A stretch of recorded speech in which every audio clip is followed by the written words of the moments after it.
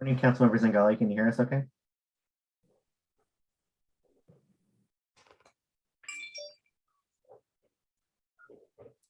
All right, ladies and gentlemen, we are recording and broadcasting. The floor is yours. Thank you, Bob. Good morning, everyone. Welcome to the October 28, 2021 Delta Stewardship Council meeting. I'm Susan Tatayan, Chair of the Council, and very glad to be able to be with you today. Council members, let's start with establishing a quorum. Roll call starting with Judge Frank Damrell. Damrell here. And Virginia Madueño. Madueño here. Maria Moranian. Moranian here. Don Natoli. Natoli here. Christy Smith. Smith here. Daniel Zingali. Zingali here. And Susan Tatayan here. We have a quorum. On to item 3 on the agenda, the consent calendar.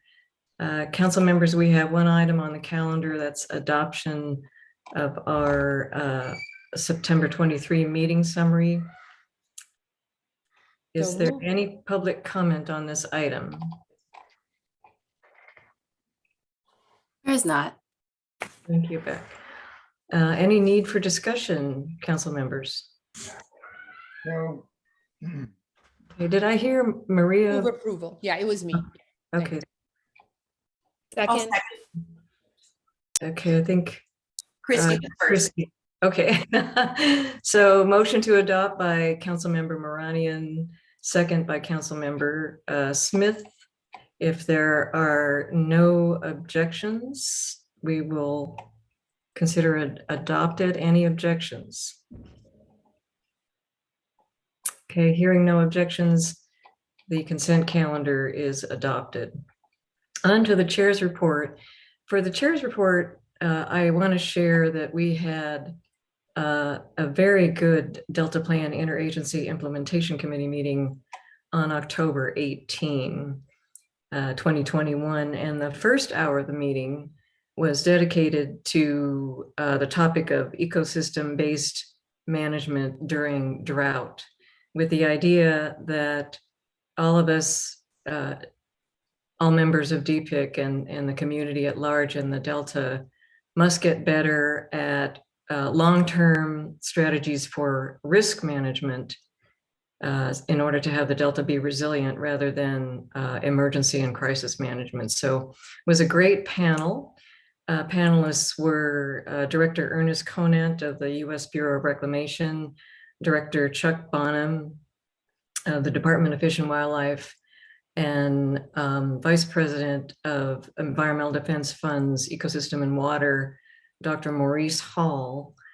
And I have to say that Chair Joaquin Esquivel, the chair of the State Water Board, did a fabulous job moderating this panel. And I'll just give you some of the highlights. Director Conant talked about a lot of collaboration and the kinds of investments that are being made by the Bureau in order to improve monitoring and salinity management in the Delta and primary production, and explained that over $128 million, I think just this last year, if I'm correct, is being invested in basin plans and structured decision-making and advancing integration in Delta work. Director Chuck Bonham explained some organizational and procedural changes in-house that are quite remarkable, actually. The Department of Fish and Wildlife created an interdisciplinary team with the prime objective of being to accelerate ecosystem restoration in the Delta.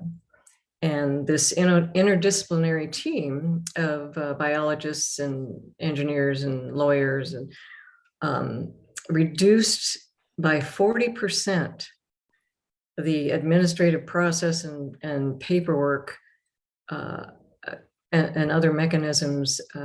They reduced it by 40% in order to get ecosystem restoration projects permitted in a much faster manner, all devoted to, of course, improving resilience in the Delta and there is more explanation of these actions in the Cutting Green Tape report by the Natural Resources Agency that I think came out just this month.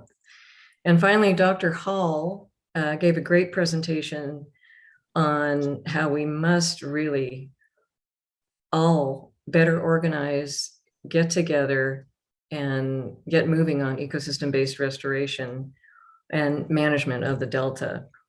And he spoke of an enterprise and likened it to how the water agencies in Southern California have hundreds of people devoted to improving water use efficiency in Southern California and assessing risk.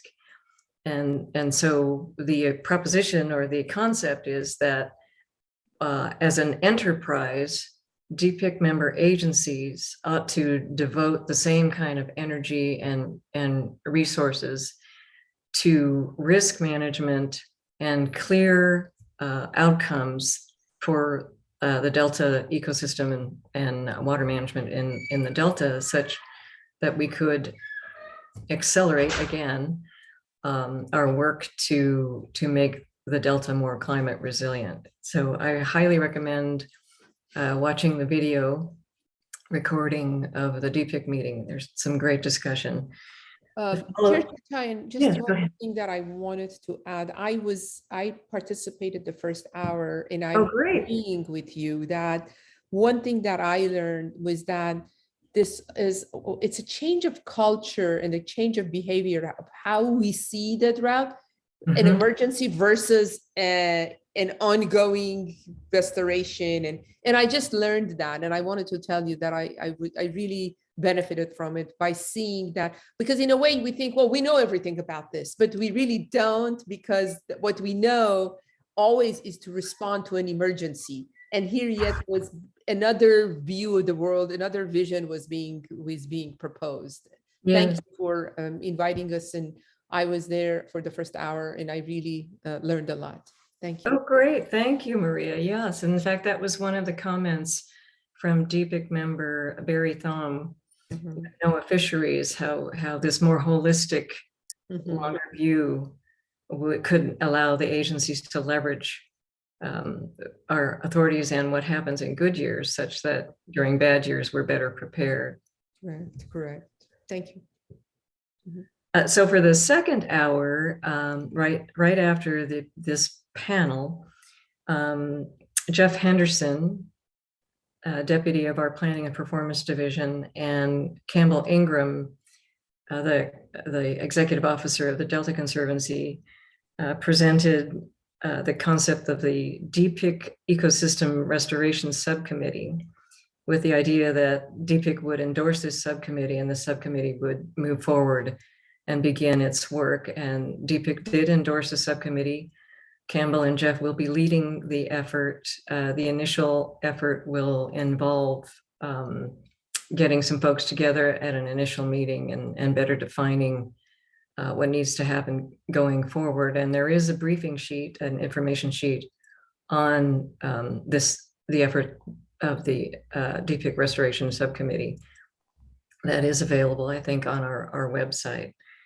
After the endorsement of the Ecosystem Restoration Subcommittee, Henry DeBay of our Planning and Performance Division, he's the program manager for collaborative science and peer review, did a great job of giving Dpic members an overview, a kind of a preview of the science action agenda.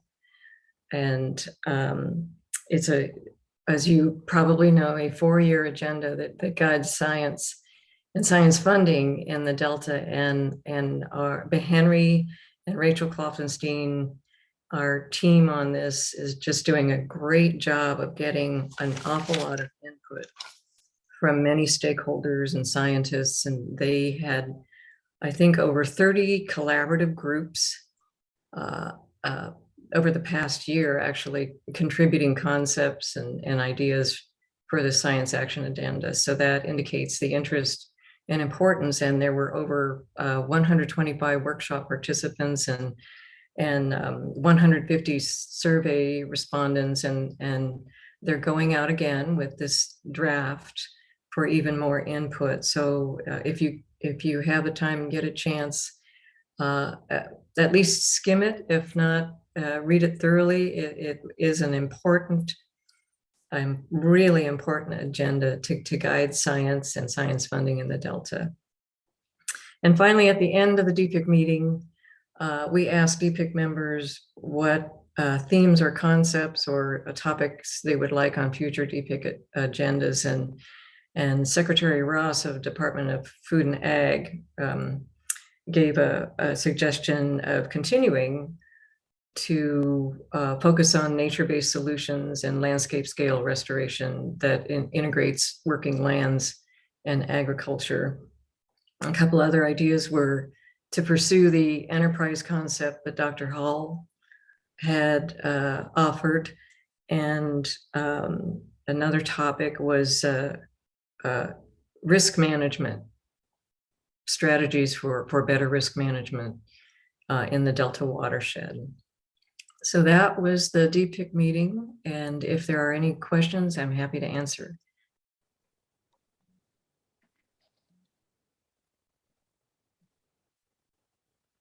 Okay, well, hearing no questions, council members, do you have any updates to share? Virginia. Yes, good morning, Chair Tatayan, and to all my fellow peers, council members, good morning.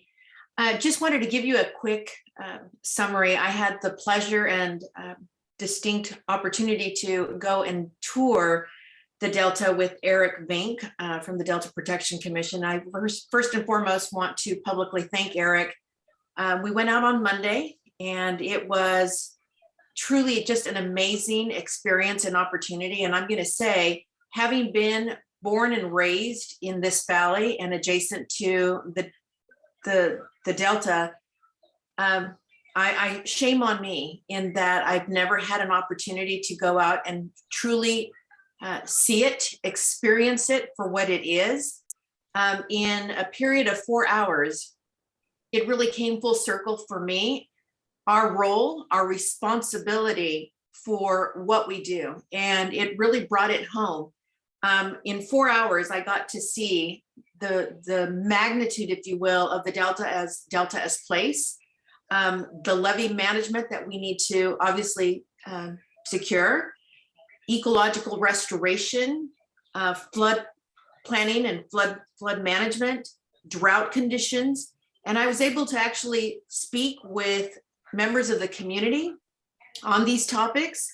And it was just an incredible opportunity that I hope every one of our council members is able to take. And actually, in speaking with Eric, I'm hoping that we can all, as a team, as a group, as a body, take a tour together with Eric and his team, because it really cemented for me why and how important the Delta is and how important our role is to ensuring the protection and the future of this amazing piece of water that we are all in charge of. So thank you so much for the opportunity. Certainly, I'm so glad that you did that, Virginia. Yeah, truly recommend it. Christy, if you haven't been, I'm going to tell you, it's so well worth it. You need to go. And not to mention, we didn't get to do this, but there's some amazing wineries adjacent to the Delta. Maybe we can all do that sometime too. Yeah. Don, did you? Yeah, Madam Chair, I wanted to thank Virginia certainly for not only the time she put in, but certainly her reflections on the opportunity to visit the Delta and see, some of the attributes, but also talk with some of the folks. And I know that we've been a little bit hindered here, obviously, because of the format we meet in, but certainly in my first go round on the council, we spent some time actually, having at least a couple of our meetings in the Delta. And so to Virginia's comment, maybe an opportunity for us, certainly staff and other members of the public would be interested to, as time would permit, sometime next year, assuming we can once again come together in the meeting format, but to we start the day out with a tour and then convene, somewhere along the way and hear from folks and, have topical discussions about things that certainly would relate to, the tour. So I think it'd be a great suggestion. And I know certainly, Susan, you've spent some time, as have others. And I think it would be much appreciated by the folks who live, work, and, have a stake in the Delta. But I think it certainly helps inform us. And for as many times I've had the opportunity to visit Delta, there's always something new to experience and to see, and it's dynamic and changes with the seasons. But I think that's a good suggestion. So maybe something we could accommodate in the new year. So thanks again to Virginia for your leadership, Madam Chair, and I think the council would benefit greatly if we could have a chance to do that maybe sometime next year. And we, the commission, obviously, certainly Director Vink, but others would be glad to try to help, make the arrangements and host that if there was a need to assist in that way. So thanks. Yes, Thank you so much, Don. Appreciate it. I think it's a great idea. And when we can finally meet in person again, definitely at least one or both 2 meetings in the Delta would be well worth it. Any other updates?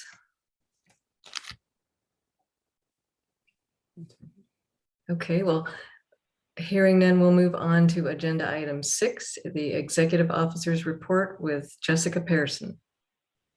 Good morning. Thank you, Chair Tatian. Hello, members. I'm so sorry, Chair.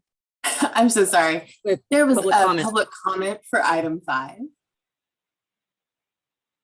Okay, excuse me for that. And Teacher Desjardins. Thank you. Deirdre Desjardins with California Water Research. And I wanted to share with you some thoughts from Hisham Zuladin, who's a psychiatrist and neuroscientist at University of Cambridge. He talked about frameworks of power. And I realized there's a framework of power in California water, and it determines who determines the frames of reference, who has moral authority, who is entitled to respect and deference, and whose intentionality matters. And it's pervasive in California water, and the Stewardship Council's own processes mirror this. One example I can do is about the presentation at the Dpic meeting. There was a study at UC Davis that showed that the current system of water operations, whereby the State Water Project and Central Valley Project hold back water in the spring and then release it in the summer, it suppresses primary productivity in the Delta because it washes out the phytoplankton rich water with cold blue water from the reservoirs. And this is something that fishing and environmental groups are aware of, and they would advocate that we could change water operations immediately, and it could turn the situation around. We could save Delta smelt if we were willing to consider such a change in operations. And it's just not part of the discussion because those groups are not at the table. They are not entitled to respect and deference. They don't determine the frame of reference. They don't have moral authority, and their intentionality, it doesn't matter in the current processes. And I've also seen it, we asked for more transparency in the Delta Stewardship Council budget, and the conversation with the leadership, and also about the Delta Independent Science Board. And we were told that our concerns were resolved without even talking to us about what our concerns actually were. It's just absolutely systemic. It's also in other decisions. And I really encourage you to think about who's not at the table. Just because you get a representative from large restoration groups that are getting a lot of money to participate in ecosystem restoration doesn't mean that you have a perspective the rest of the environmental groups or the or the fishing groups who I've noticed are really not at the table. So I really encourage you to think about this. It's an issue that's way beyond just environmental justice communities. There's a lot of climate vulnerable populations in the Delta. And, I know that you all have good hearts and you take your responsibilities very seriously, but this is a systemic issue. Thank you. Well, thank you for taking the time to comment, Deirdre, and tell us about that. I think it was an article you said you read. So council members, I do want to clarify one point, and that is that we have responded quite a bit to many communities about our work and about our budget and about our science. And in fact, Dr. Laurel Larson and Executive Officer Jessica Pearson have spent quite a bit of time responding to email, letters, and even phone calls.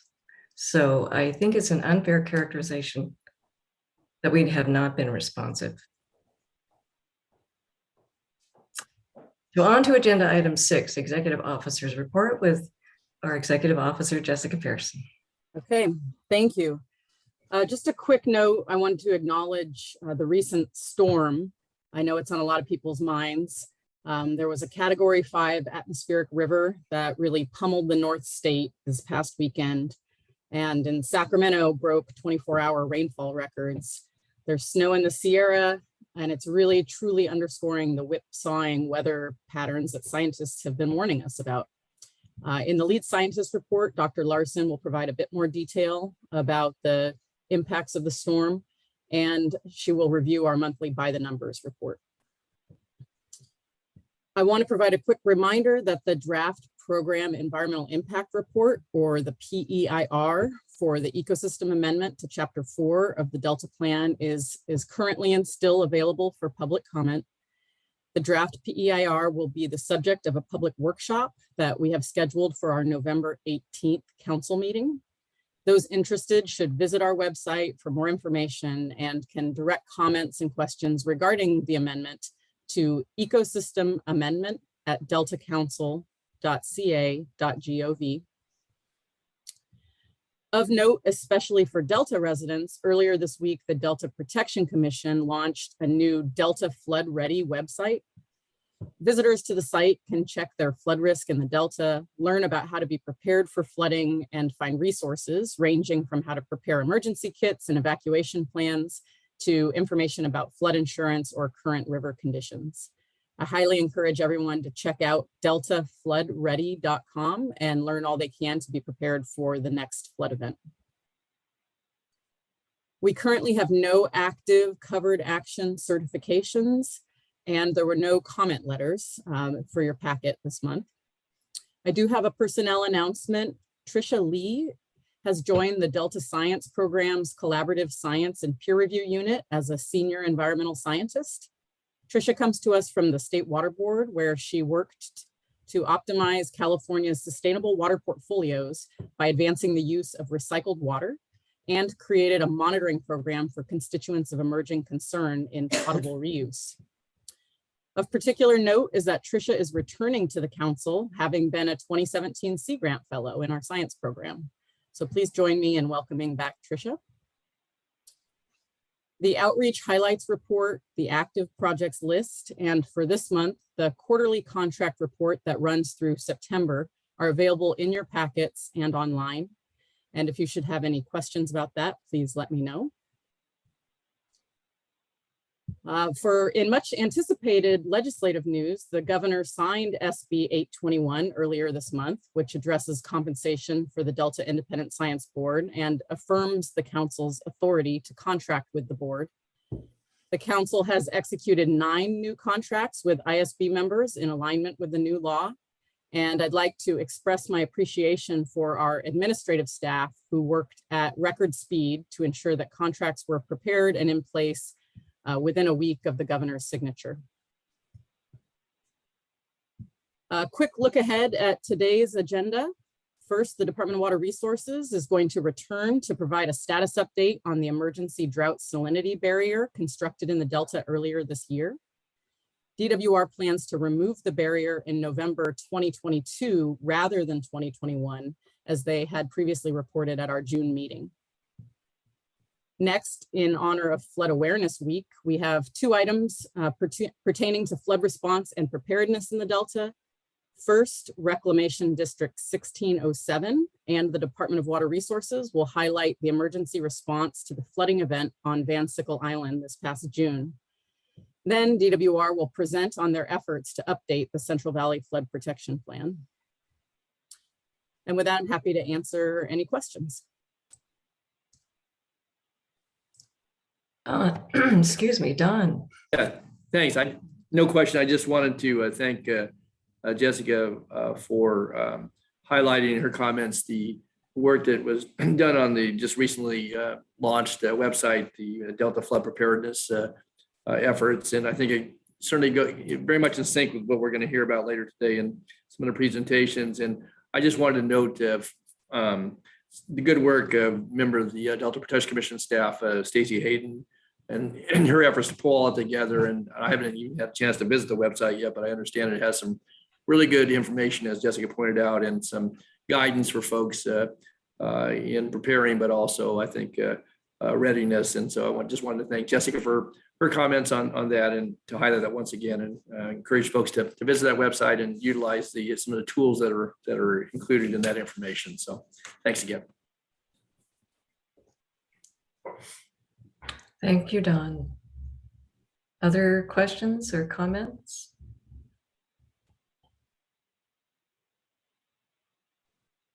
Okay, is there any public comment on this item? There is. We have Deidre Desjardins. Yeah, this is Deirdre Desjardins with California Water Research. And I wanted to commend the council staff on expeditiously issuing the Delta Independent Science Board contracts. It was a huge relief.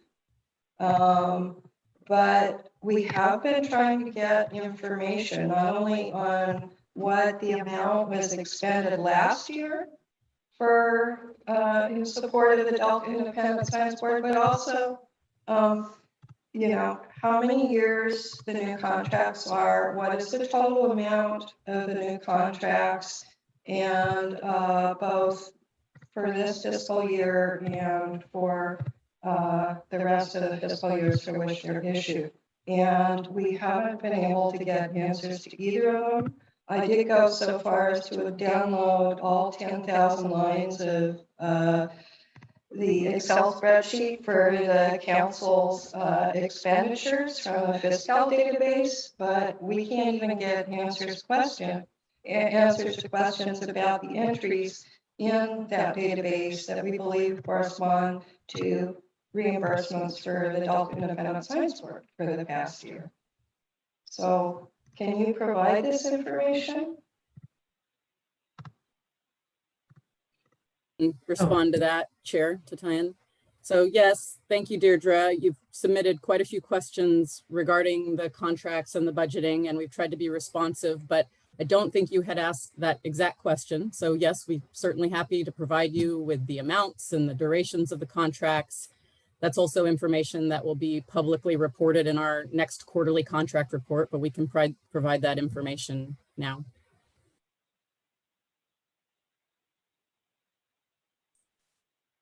Thank you, Jessica. Any other public comments on this item? They are not.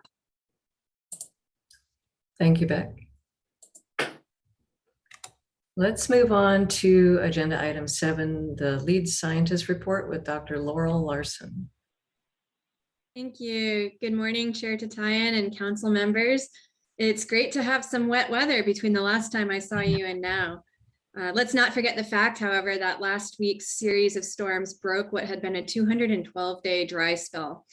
Given that it will take much more rain to replenish parched soils so that subsequent storms can more directly contribute to reservoirs, let us not let our attention waver from the specter of long-term drought and the need to fundamentally alter the way that we plan for its occurrence. The presentation that you will hear later today on the salinity barrier at the False River is a manifestation of that need. So drought and drought-related management decisions have tremendous impacts on people, and those impacts may be inequitable, a fact that's very clear from public comments at our council meetings and at State Water Resources Control Board meetings. Accordingly, many public calls have been issued to understand drought decision-making processes and their implications. In the Delta, these calls fall under Action 1 of the 2017 to 2021 Science Action Agenda, which focuses on assessing the human dimensions of natural resources management decisions. And likewise, Chapter 2 of the Delta Science Plan focuses on identifying mechanisms and tools to support regular and effective interactions among decision makers, scientists, and stakeholders to provide a holistic understanding of the shared needs within the Delta system. So Brandon, if I could get up the visual abstract for the article report this month, that would be great. The authors of the study that I am spotlighting today sought to create a process for extracting those lessons learned. Namely, based on an analysis of many droughts in the West, they created a drought decision-making typology. Now, typology was a new word for me. So I had to learn a little bit about it. It's a classification of variables that helps investigators break down the complexity of the diverse contexts within which drought decision-making is conducted and think about the elements of that context discretely. It also helps researchers standardize the variables that are considered when looking across different droughts in different places and at different times.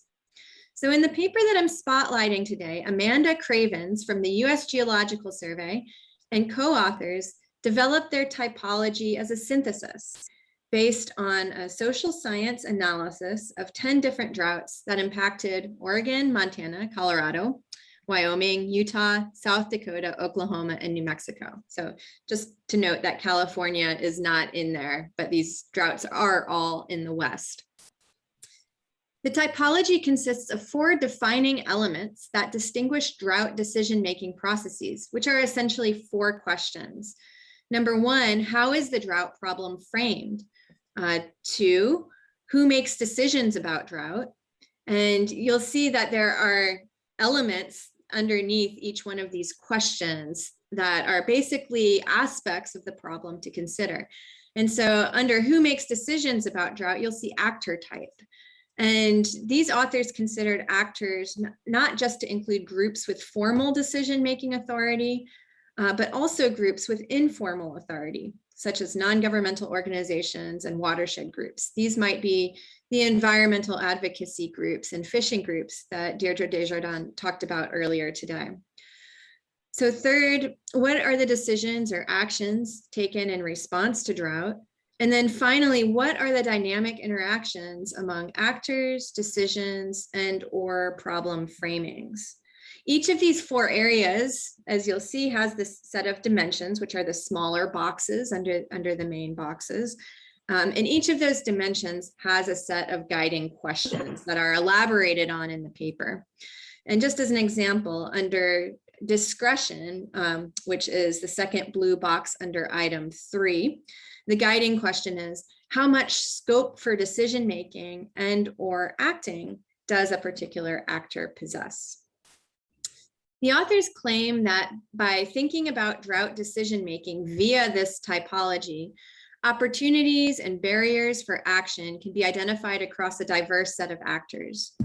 A few other ways in which this tool may be used, particularly by entities such as the Delta Science Program, would be to help funders and researchers identify what some of the salient questions and knowledge gaps are, and also to guide workshop organizers in the planning process for drought-focused workshops.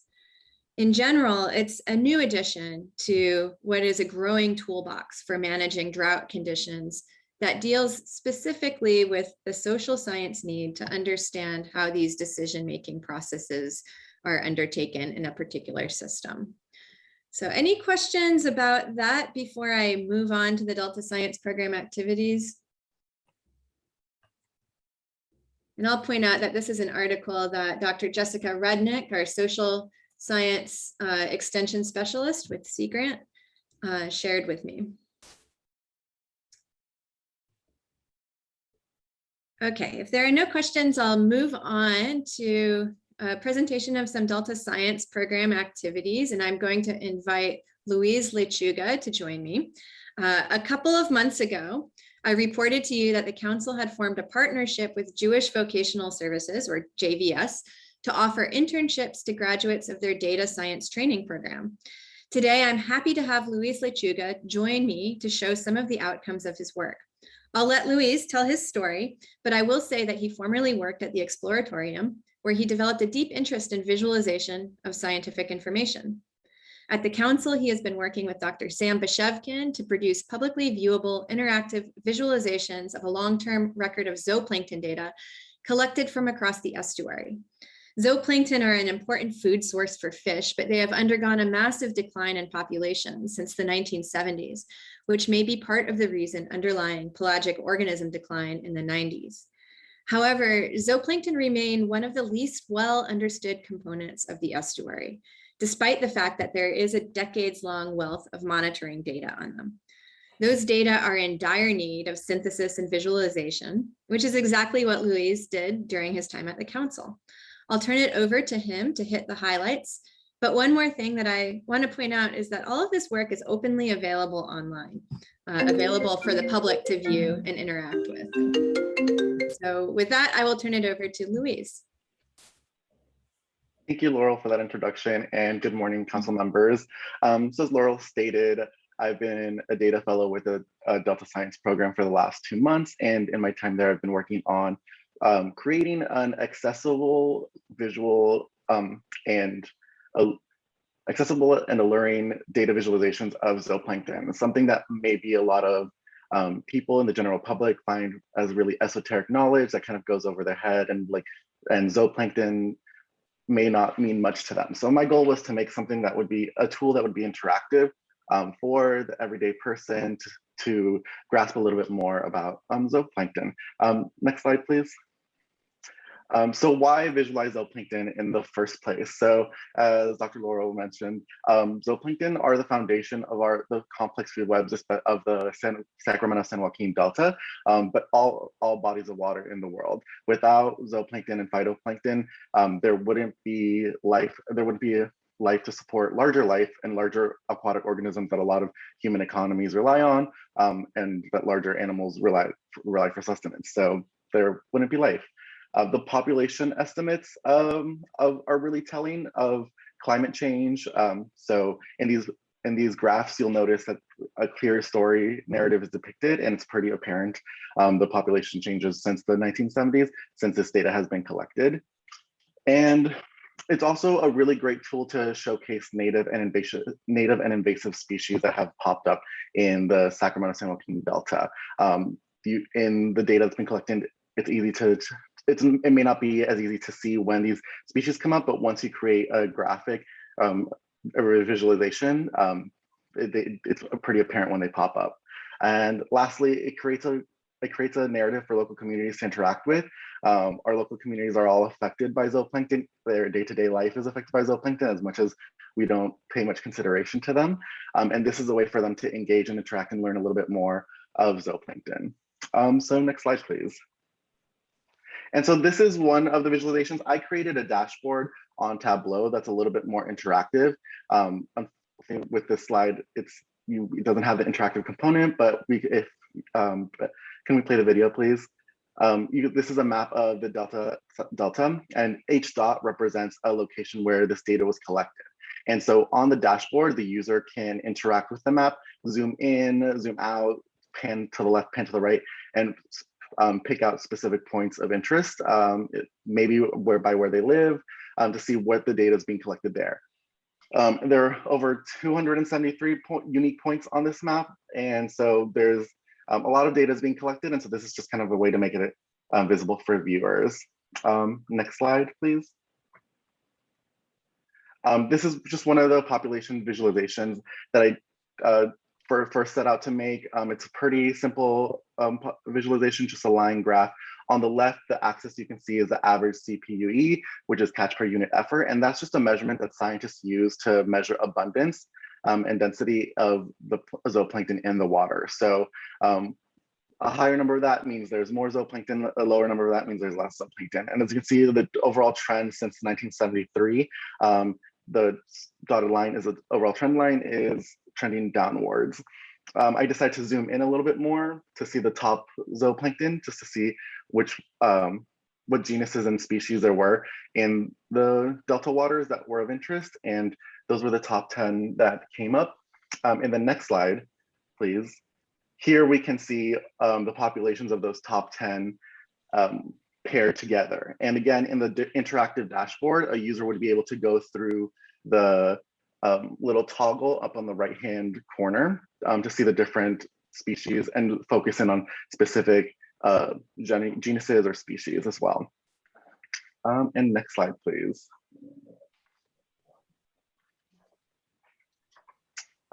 Here, another important thing to know about zooplankton is that all plankton are highly affected by seasons. So seasonality with zooplankton is very important. So here I sought out to visualize that clearly. We have 4 different bar charts with just the top one is the average population of zooplankton, and the bottom chart is the average temperatures. From left to right, we have fall, spring, summer, and winter. And as you can see, winter always has less amount of productivity because less sunlight, less nutrient, and fall and summer have the higher amounts of productivity because a lot more sunlight, especially in areas like the Delta where it's pretty sunny in the summers. So photosynthesizing happens, and zooplankton eat phytoplankton, which photosynthesize. So if there's more phytoplankton, there's more zooplankton typically. And so this is just a pretty simple visualization to showcase that. Next slide, please. This is a little bit more of a creative visualization that I was hoping would visually capture audience attention. And so this is a radial bar chart. So it may not be as easy to understand, but I hope it's beautiful. I come from an artistic background, so I definitely like to throw a little bit of art in the visualizations I make as well. But every dot represents a specific species and date collected. It's split up by month. So each of the 4 circles are a month, or sorry, a season. And then you can go through either the species or the year as well. And each dot represents the collection of a data point of CPUE, so the abundance. And the further out it is, the higher the density of abundance is, and the closer to the center of the circle, the less the density is. But you can see like there are a lot of small circles or small dots around the center of the circle. So that means there are a lot of different types of plankton, but maybe just not as high abundance in each, but there's a lot of them. And next slide, please. And again, I wanted to showcase, this is another visualization that compares the population versus the temperature of the year. And I really wanted to show that seasonality and that seasonal trend has been going on since 1973. So this visualization just in the dashboard, the viewer can scroll through the different years all the way to 2019 and see that the trend has been pretty consistent. On the upper right-hand corner, there are also controls that the user can use to either go through the year to focus in on a specific year or focus in on a specific species. So in the next slide, please, we have Acanthos cyclops, which is one of the species that you can like focus in on and see specifically how it's changed from 1973 to 2018. Here I had it going backwards because I want to start in 2019. And next slide.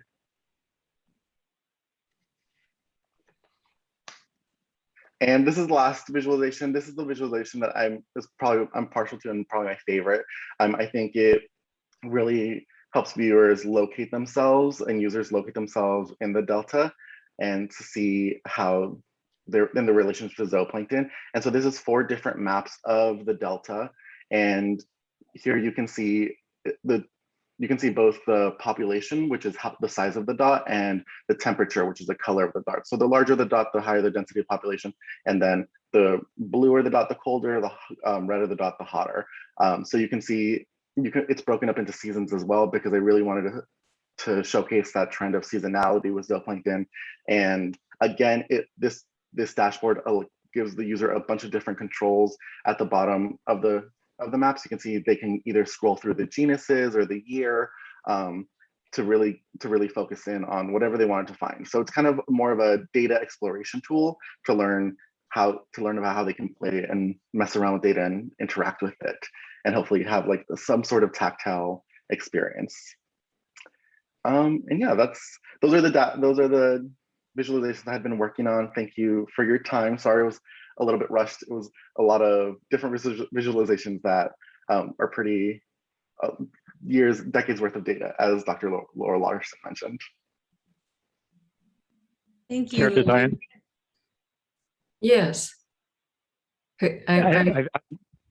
is that Don? Oh, Daniel. Hi. It's Daniel. I just wanted to say this is outstanding, and I really want to thank you, Dr. Larson, again for allowing us to see directly the work of the fellows. This underscores the importance of the program to me.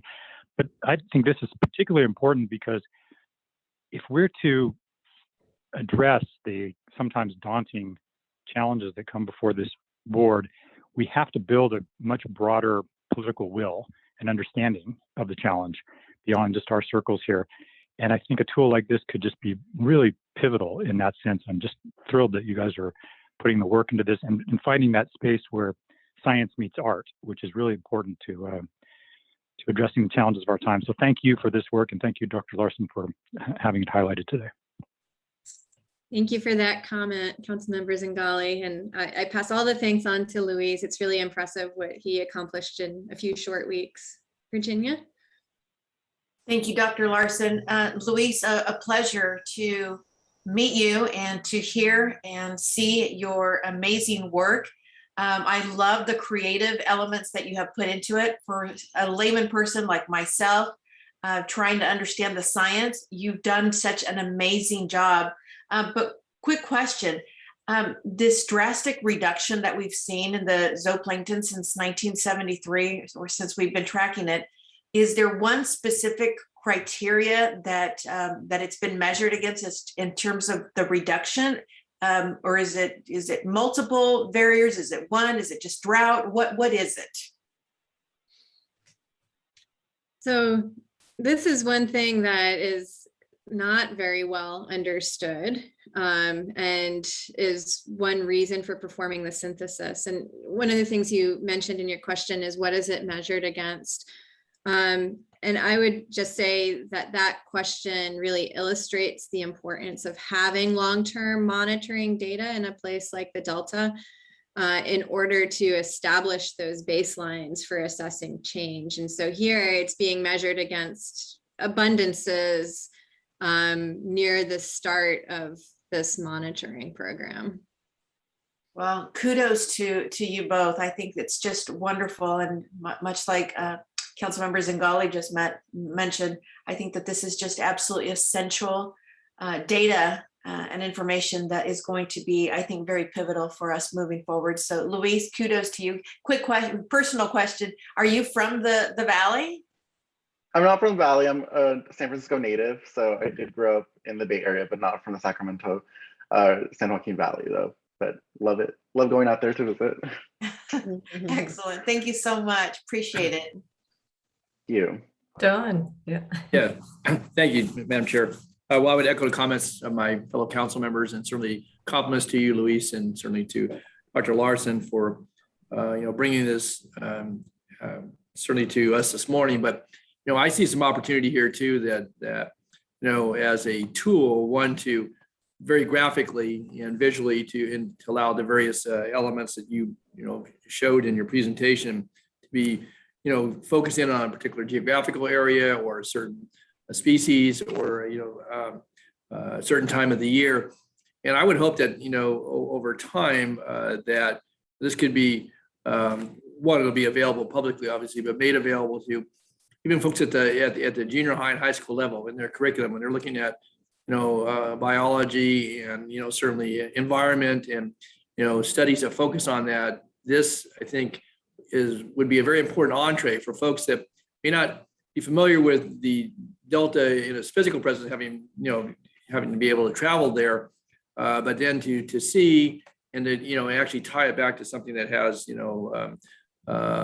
major importance, but also I think to see the impacts over time. And so I can see this being introduced into curriculums at certainly at various levels of studies. But I found it fascinating. In fact, the fact that you were able to do this in a short amount of time, Louise, I think is a certain credit to your talents. But then take that, the application of science and work that's been done and to assimilate that. So compliments to both of you, but I think this will be very helpful going forward for folks to, as I said earlier today in another comment, build an understanding and some appreciation for the, some of the fragility, but also just the, the life cycles and how various elements impact that. So again, thank you for your work and hopefully you'll continue in this vein. And thank you so much for the bringing this to us. I think it's very useful. It'll be an important tool going forward.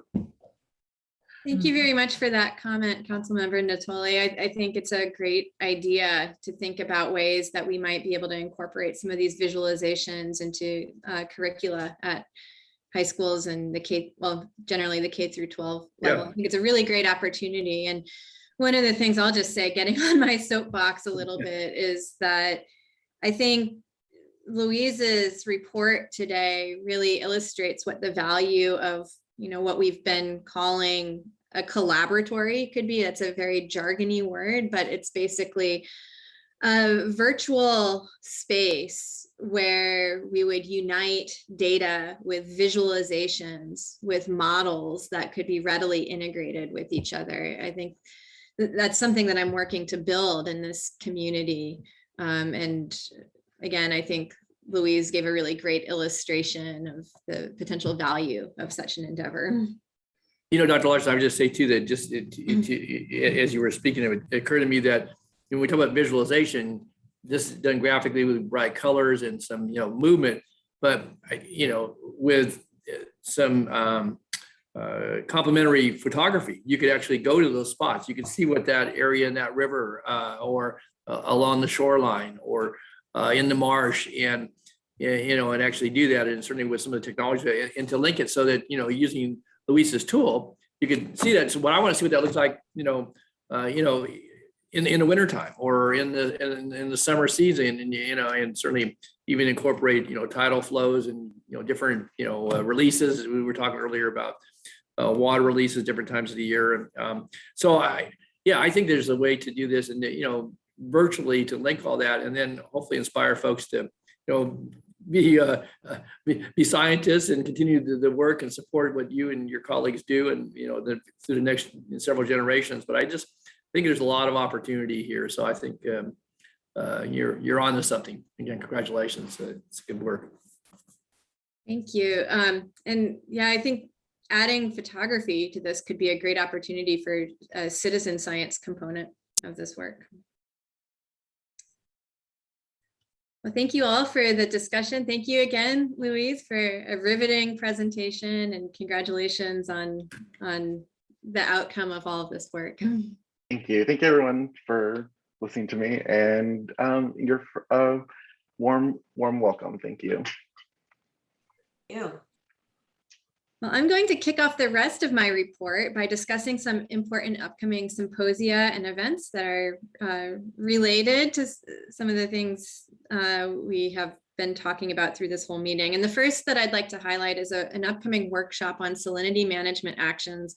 This is something I highlighted at the last meeting as well, but as the planning committee moves forward in its discussions, there is more to report on. And in particular, there's an important link today between the presentation that you'll hear from DWR about the salinity barrier that was installed across the False River this past summer, and what I'll be talking about today. So the barrier really is one tool in a toolbox of proposed strategies for managing salinity within the Delta during drought conditions. There are other strategies that are being considered by various agencies and interagency groups. So other strategies might include additional salinity barriers in the North Delta, the use of barriers that might be operable, and the use of green engineering design, such as the restoration alternative developed during the Franks Tract Futures visioning process. And the outcome of that planning project was a restoration design, so a green engineering design that would block salinity intrusion while also achieving new recreational and ecological objectives. What our community has not been able to do holistically when faced with emergency conditions like those of the present drought is to systematically and collaboratively evaluate multiple alternatives and how they perform across a suite of climate or drought scenarios. So this process, this holistic process that was alluded to in the very beginning of the council meeting today, is a process that the Delta Science Program is hoping to catalyze through a workshop or series of workshops that will be held in 2022. Planning is currently underway with a diverse planning committee that contains representatives from over 10 institutions and spans a range of disciplines from engineering to ecology to social science. The committee anticipates that participants will identify the range of alternative salinity management strategies that are being or will be or should be considered, the models and tools that could be used to evaluate those alternatives, and then also discuss how to evaluate alternative scenarios based on a series of metrics. In particular, participants will identify key studies or metrics that need to be invoked in order to evaluate the impacts of salinity management strategies on the Delta's human communities, which has not been done to great extent yet. The Delta Science Program will then commission a set of initial 6 scenarios to be explored via modeling, and workshop participants will reconvene to collaboratively evaluate the scenarios and extract insight that should be applied to a larger scale collaborative process. The outcome that we plan for this workshop or set of workshops is a roadmap for doing this definition of scenarios, modeling, and evaluation of models in a fully collaborative manner. This type of forward-thinking planning for drought is something that Dpic has been discussing in its past 2 meetings, as you heard about earlier today, and is broadly acknowledged as something that the community needs to do. So we are hopeful that the process that the workshop catalyzes will have broad buy-in from both Dpic member agencies and also in those interest groups who are not typically at the table. So I will keep you all posted and let you know once dates for the workshop have been established by the planning committee. I think this is a really important one to talk to your colleagues and representatives from other agencies about to ensure that we get that buy-in. So another workshop that is coming up in early 2022 is the Adapting Restoration for a Changing Climate Symposium, which is scheduled for February 2nd through 3rd. The symposium, which is a Delta Science Program initiative, was inspired by Delta Adapts and the need to support Delta Plan covered actions and the requirement of taking climate change into consideration in project planning.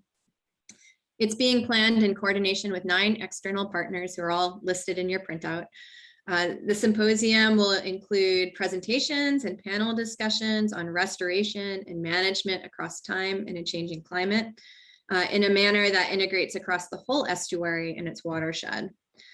Sessions will highlight particular restoration projects that incorporate climate change into their planning and implementation.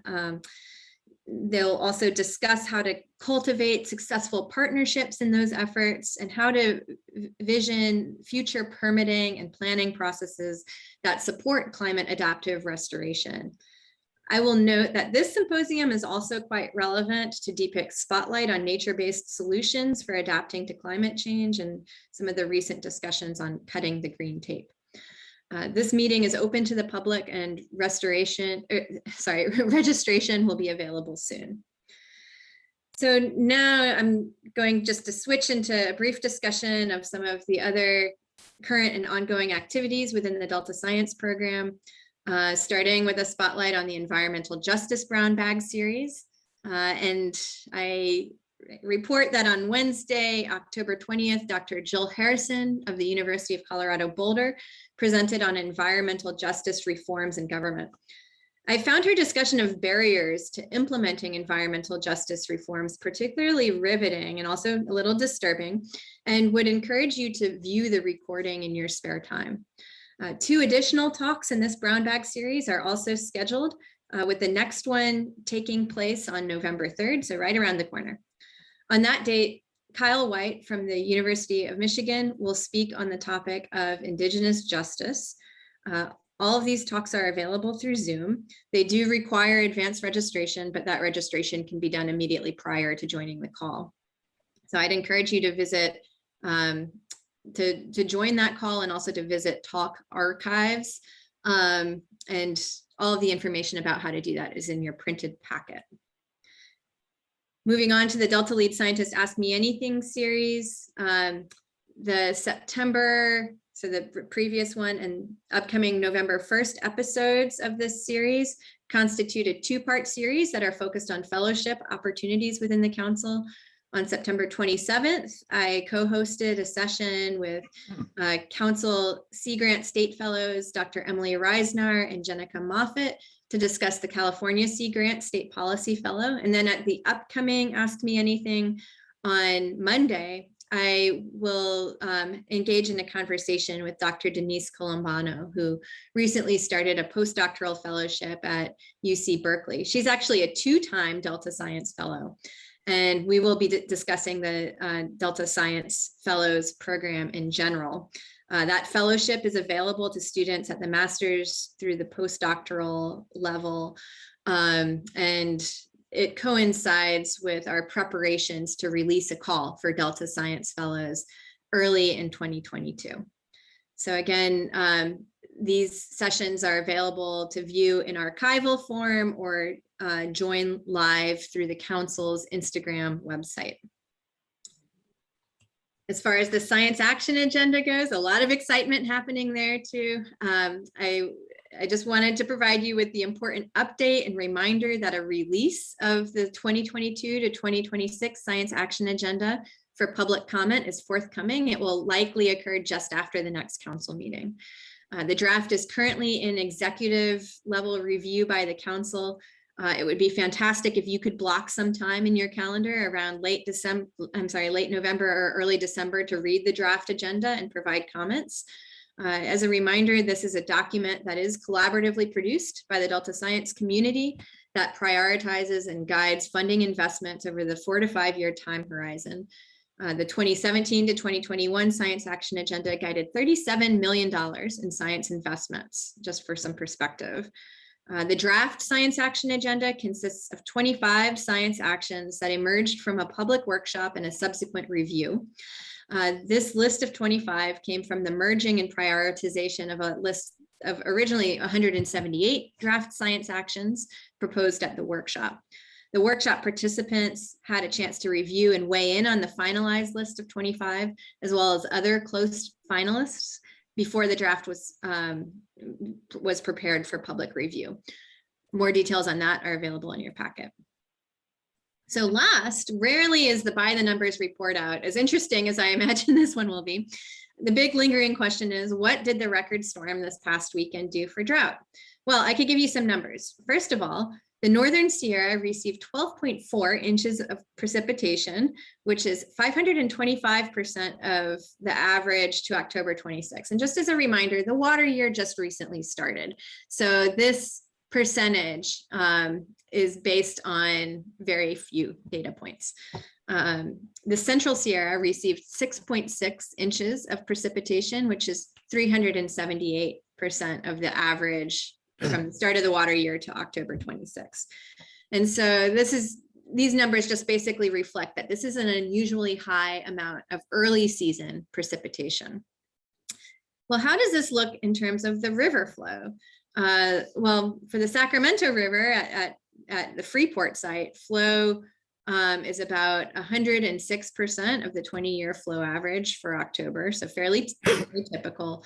For the San Joaquin River, flows are still very low, 27% of the 20-year flow average for October. And for the combined Central Valley Project and State Water Project diversion site, those outflows are 36% of the 20-year flow average for October. What's going on in the reservoirs? Reservoirs are also on the low side still. Water in the Oroville Reservoir was 44% of the average reservoir storage for this time of year, although I will note that the water rose 20 feet in 3 days' time. So that is a big contribution to that particular reservoir. The water in the Shasta Reservoir is at 37% of average reservoir storage. And I'll note that that water level rose 1.63 feet as a result of the storm. Unlike with the Oroville Reservoir, water from Shasta is diverted to the Sacramento River for temperature management. And so not as much of it is being diverted to long-term storage. And then water in the San Luis Reservoir was only 19% of the average reservoir storage to October 26. So what's going on here? Well, through this very long period of drought, soils dried out extensively. And the soils within the Delta watershed act like a sponge. You need to fill up that sponge before you could really generate runoff that goes to replenish the reservoirs. And I have some statistics. DWR, or the DWR does estimate that we would need to receive 140% of average precipitation to get to the average state runoff within this water year. So we would need to have a high precipitation on average water year in order to get back to normal conditions and get out of this drought. We are currently in La Nina conditions, and what that means for precipitation in this area is a little bit uncertain. Typically with La Nina conditions, you see higher than average precipitation for the northernmost part of California and lower than average precipitation for the southern portion of California. Sacramento and the Delta area are right in that transition zone. So it really is anyone's guess right now whether we're going to have a higher than usual water year in terms of precipitation or a lower than usual water year. So one other thing that I'll say about the storm is that there have been some very positive effects on the juvenile fall salmon run. So according to NOAA's or the National Oceanic and Atmospheric Administration's Delta STARS model, juvenile late fall run salmon entering the Delta during this pulse of flow that resulted from the storm have a predicted 53% overall survival rate, which is up from a 34% survival rate a few days prior to the storm. So there have certainly been some really positive impacts for salmon associated with this particular storm. So I'm happy to address any questions about this, by the numbers or anything that I mentioned in this report, but that is all I have for you for today. Maria. Yes, I have a question, general question, because, when we are in a rainy period, people ask, this is a very general question. People ask, so, it is good, it's raining. And then there's some people go, oh, no, it's not good because it all goes to the ocean. It's not going to make a difference. It's not going to really help us. Or if we would look into, could we scientifically have an answer or close to scientific with some facts that, yes, it does have some benefit, or no, it's really zero? What would be your overall view of that? So I would say that when we're in as severe a drought as we are right now, any rain is generally a good thing. Any precipitation is generally a good thing. I will say that there was a lot of snowfall in the Sierras, and it's really important to build up that snowpack to get the long-term storage that we need to sustain late season flows. So in the spring and during the runoff pulse. So that is a really good thing. You know, the tricky thing about precipitation is that climate change is really changing the amount of time in the year within which precipitation falls, and the intensity of storms. And generally, the more intense a storm is, the less storage, long-term storage is associated with each unit of water that's delivered within that storm, because you do get more runoff. So, you know, this is just something that we are facing in this state. We really do need to rethink the way that we're managing water, given that the intensity profiles of storms are changing, and given that the timing of those storms within the year are also changing. We'll be seeing more precipitation falling as rain than snow, and capturing that water for long-term storage is going to be a continued challenge. But the short answer to your question is, you know, aside from the hazards triggered by the storm, any rain is a good thing for the drought. I see. So we can't, because the people that I talk to mostly are the stormwater people, and because we don't, especially in the Southern California, we don't hold up too much of the money of the water, because we don't have those facilities yet. The infrastructure is not as permeable as it needs to be. I think that's their view of the world. Just because we didn't capture enough of the stormwater, then it's no use. So thank you. I think you clarified what I had questions about. Thank you. You're welcome. Dr. Larson, this is Don Natoli. I wanted to just ask you, I saw a term that I had not seen before. I know we've learned about atmospheric rivers, but this bomb cyclone, is that something that's been around for a long time, or is that a new application to describe the conditions by which we experienced some of the storm here in the last week? My understanding is that it's a fairly new term that's been really just applied over the past couple of years. Atmospheric rivers have been a big source of knowledge gaps in climatology. They've been a priority for the recent decade, and so scientists are rapidly advancing their knowledge on atmospheric rivers and developing new terminology to describe their characteristics. So my understanding is that that is a fairly recent term, at least as being applied to atmospheric rivers.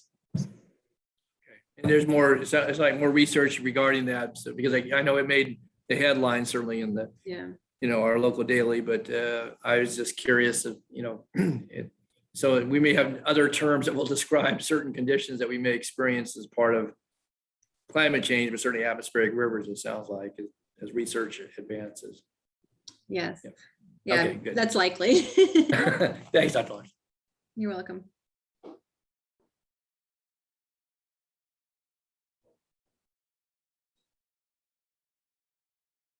Okay, I don't see other questions. So Chair Tatayan, I will turn it back to you. Thank you all for your attention and your questions again.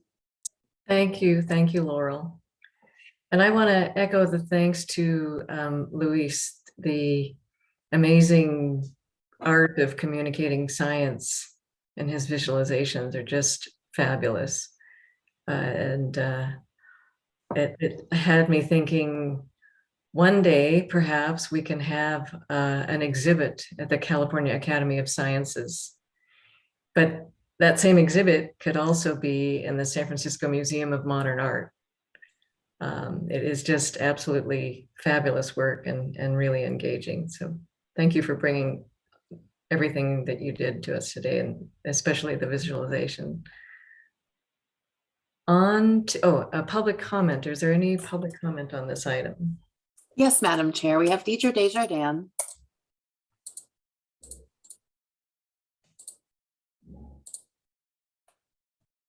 Yes, Deirdre Desjardins from California Water Research. And I wanted to commend the Delta lead scientist on her excellent presentation about drought and the phytoplankton community. I did have some additional comments. So Alvar Escrivabu posted on Twitter a calculation about the probability of filling the state's reservoirs. And the median projection, he looked at the historic water years, and the median projection was that the reservoirs would be at the 2% to, I believe it's 8% of historic average. And he found that there was a 75% chance that, the drought, the reservoir drought, the extreme low storage in the reservoirs would continue. And this brings up another issue, which is the decision theory. I'm really glad to see that being considered decisions about drought. And I wanted to encourage talking to the Delta Independent Science Board, because that's one of the areas of research of the chair-elect, Lisa Winger. But it's a huge issue with demand management. Metropolitan Water District didn't institute demand management early enough, and now they're trying to go to Sacramento and lobby to have state water project allocations increased. And it's really unfortunate, because this entire last year they were like, oh, we're fine. And, every time we relax standards for fish during droughts, it's just absolutely catastrophic. So really, there is a financial interest where water agencies make money selling water, and it's difficult for them to do conservation too early because it results in loss of revenue. But it's something that we absolutely need to be doing early on when we realize that there's this kind of risk. So thank you, and thank you for letting me raise these concerns. Thank you, Deirdre. So if there are no other public comments, let's move on to agenda item 8. We actually do have one more public comment. Thank you, Beck. So sorry, we have Adrian Klein. Adrian, you should be able to unmute yourself.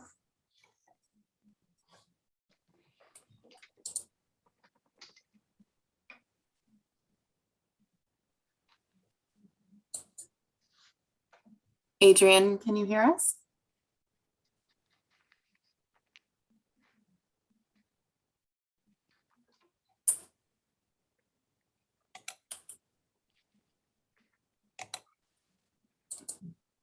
Well, I keep asking to unmute. Adrian Klein, can you hear us? Okay. Are we able to unmute Adrian? We can't actually unmute her. I can click the button to ask to unmute. So it kind of pops up too. Yeah. They might have stepped away, so maybe we could circle back perhaps if you'd like. And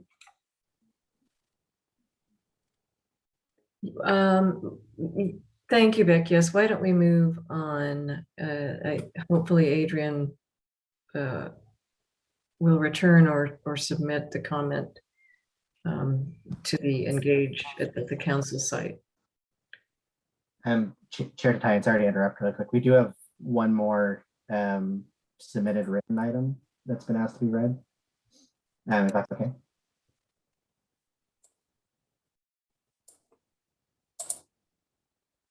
So this item, or this is from Matthew Trujillo. Dear council members, speaking as an environmental scientist, it is frankly appalling to listen to your response to the data science presentation on the Delta Zooplankton monitoring component of the lead scientist's report. Congratulations should of course be given to the team for their data analysis work, but when you collectively fail to recognize is the very concerning information that was conveyed to you about the state of the health of nearly all species of zooplankton residing in the Delta.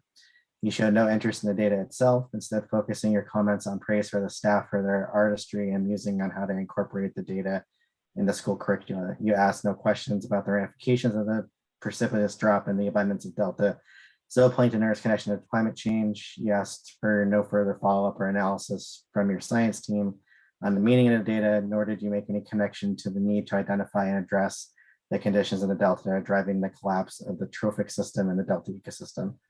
Your lack of concern makes it look like you're ill-equipped to manage this crisis. And again, this is from Matthew Trujillo, submitted comment.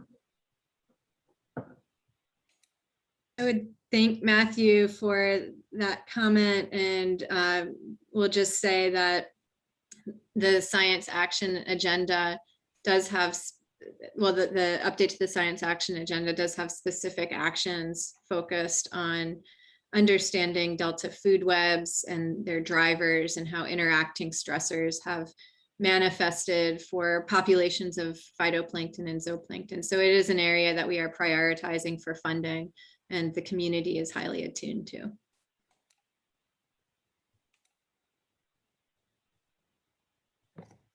Thank you, Laurel, for that information. Are there any other public comments?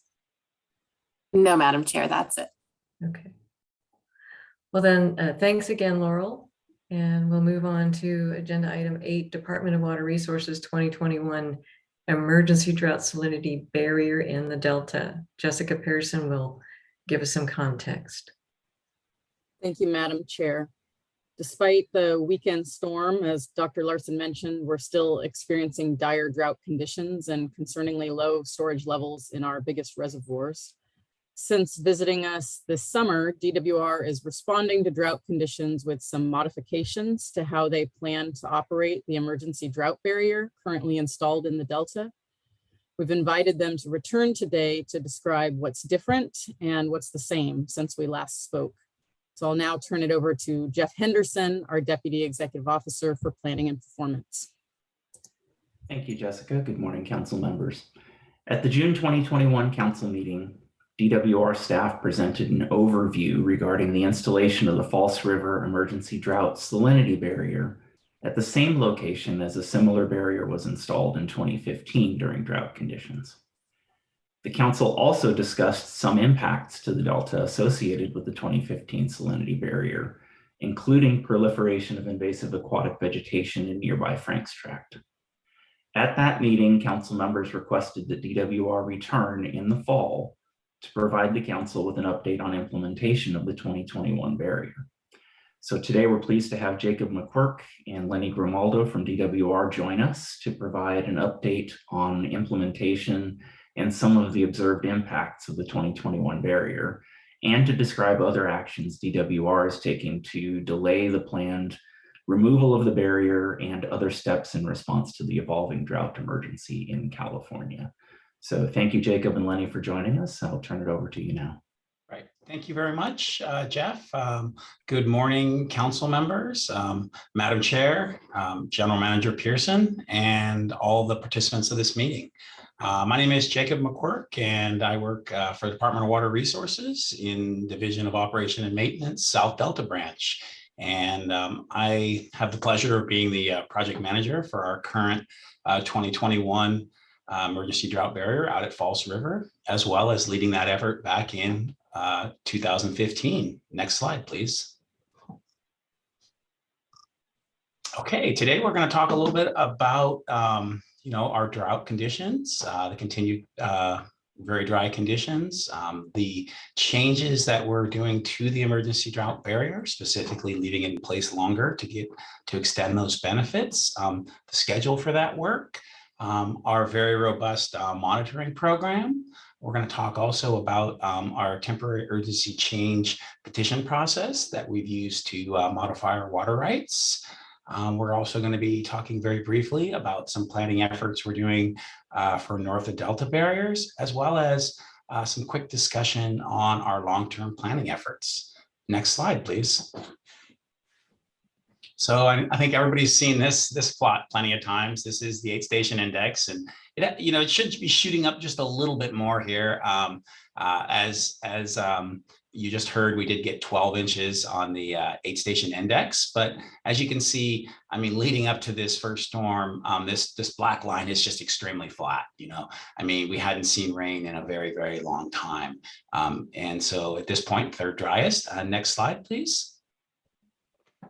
And this is, I'm sure folks have also seen this slide. This is basically showing the status of our major reservoirs in the Central Valley, including, Shasta and Oroville, which, we did see some additional acre feet in Oroville, but I think it's between 100 and 200,000 acre feet. And so we'll take every drop we can get.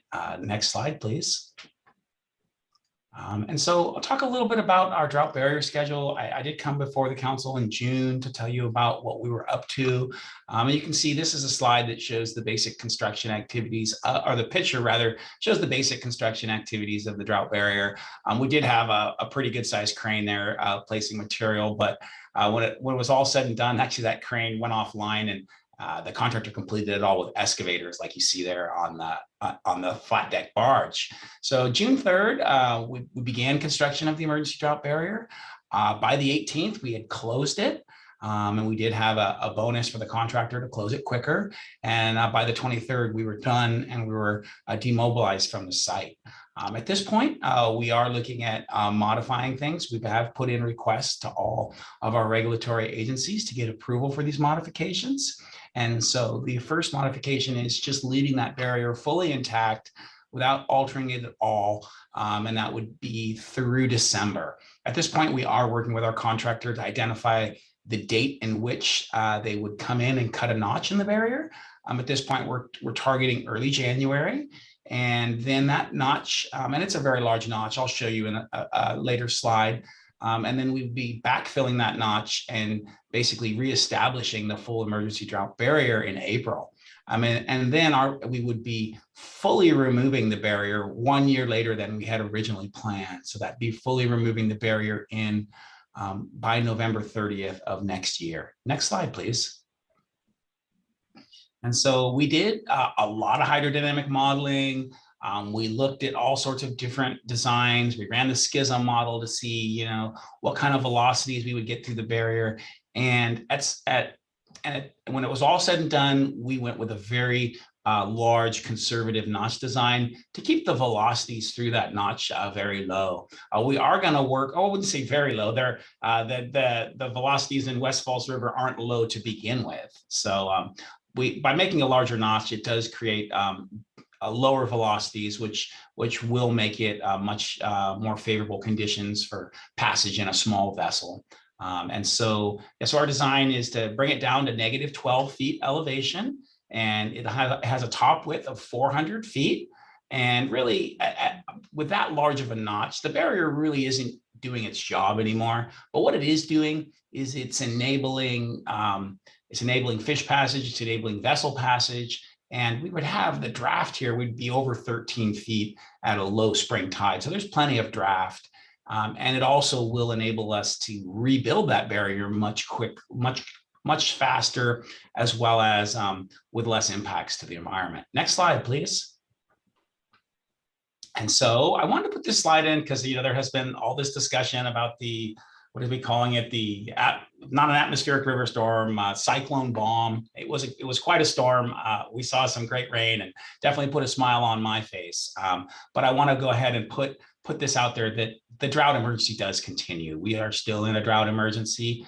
Yeah, every drop helps, but we're still in a very dry conditions. And so what we did is we'd work to develop some hydrologic triggers. And these hydrologic basic conditions, if they are reached, at that point, we can say that this drought barrier is no longer needed. And essentially, the drought is behind us. And really that is a very substantial. So it's 73 inches of precipitation on the 8-station index, about 140% average.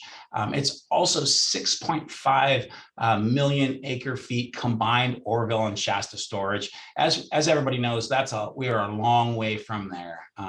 As well as we would have to meet both of those triggers by April 30th of 22. And so I just wanted to put that out there at this point in time. We're going to need a lot more precipitation to not need that barrier any longer. And I want to just go ahead and put it out there because, you know, I know there's been some concerns with the very high discharge coming into the Delta.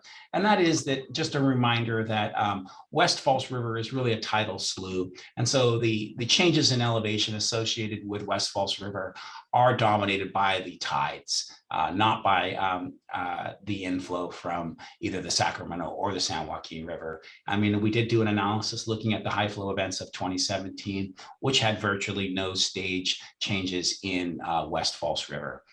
Next slide, please.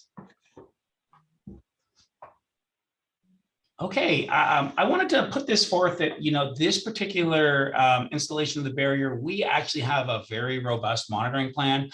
We did hear from the council and others that were concerned about the 2015, about not having as robust of a monitoring plan. And so I wanted to put it forth that our monitoring plan in this case is very robust. We are working with IEP and others and USGS. And really what it is it's looking at both the physical and the biological changes and trying to get at questions like the difference between drought effects, TUCP effects, and drought barrier effects.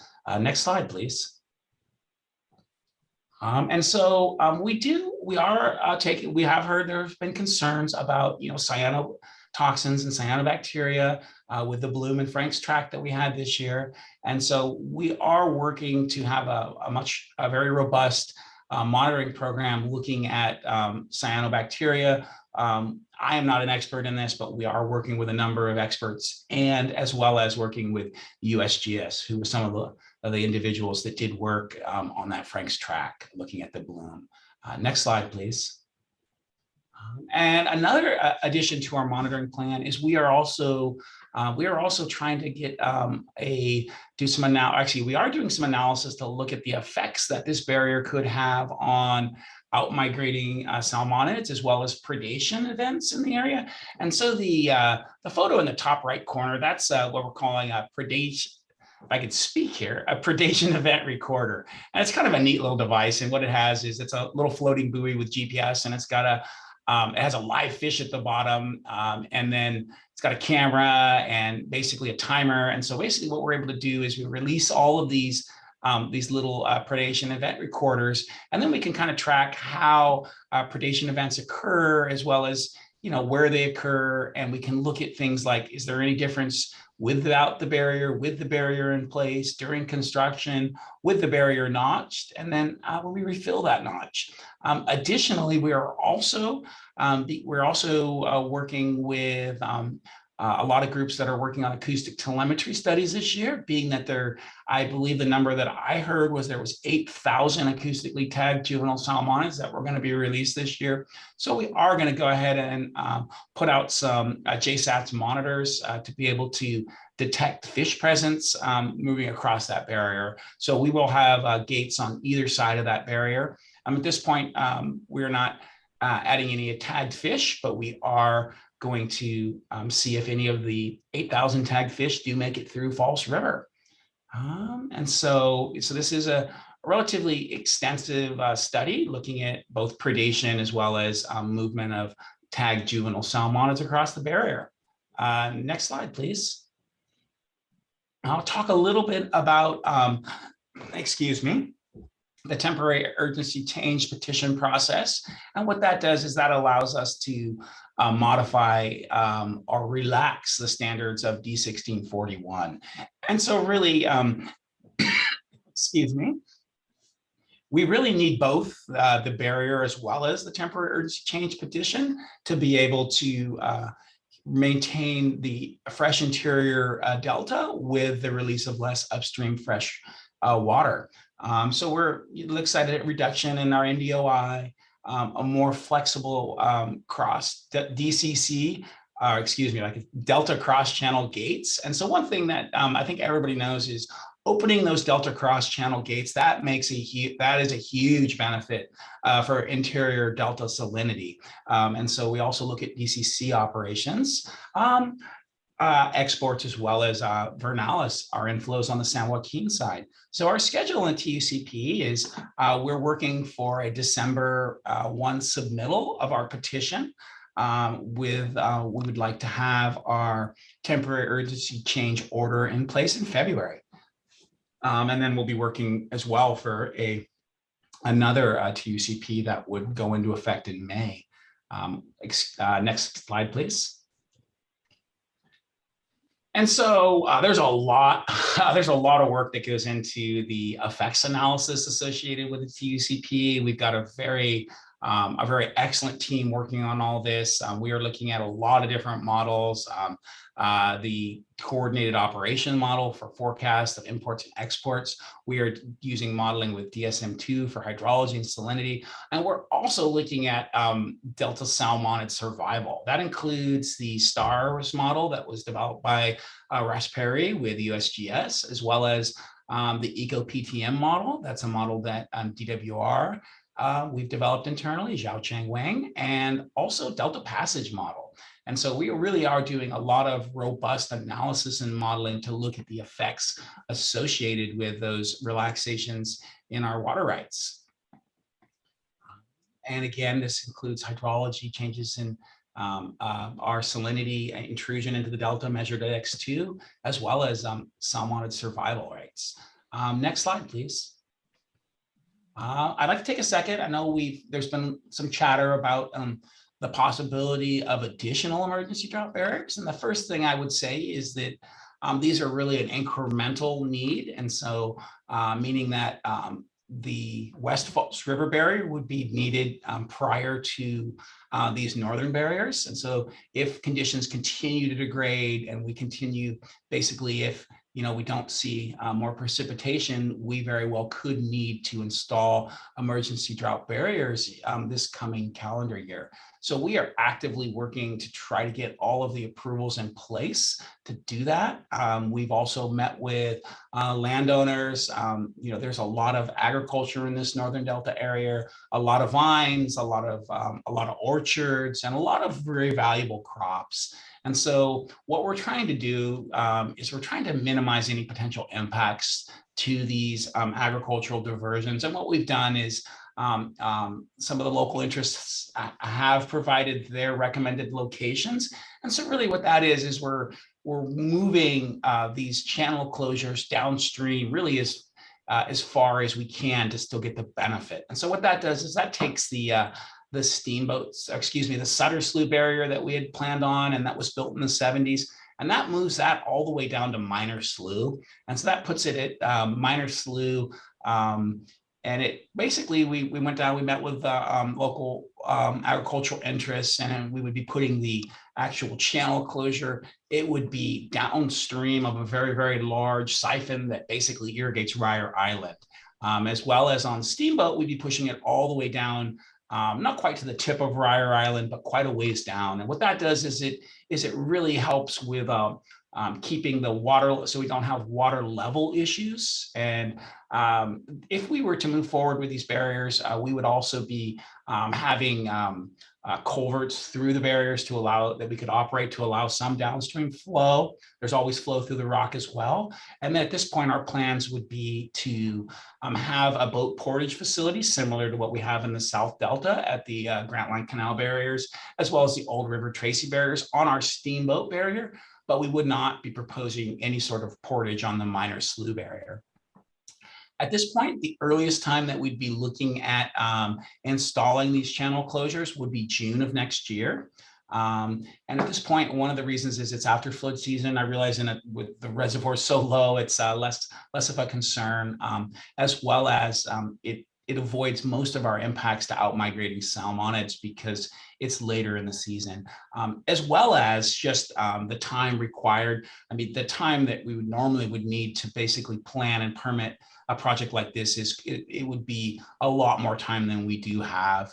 And one of the real critical items on there is our U.S. Army Corps of Engineers levee modification permit. That's we call a Section 408 permit. And then for this project to move forward, we basically need to get a permit from the Army Corps to allow us to do all of our geotech explorations then finalize our design, and then also have the permit that would allow us to actually construct that barrier and found it into project levies. Next slide, please.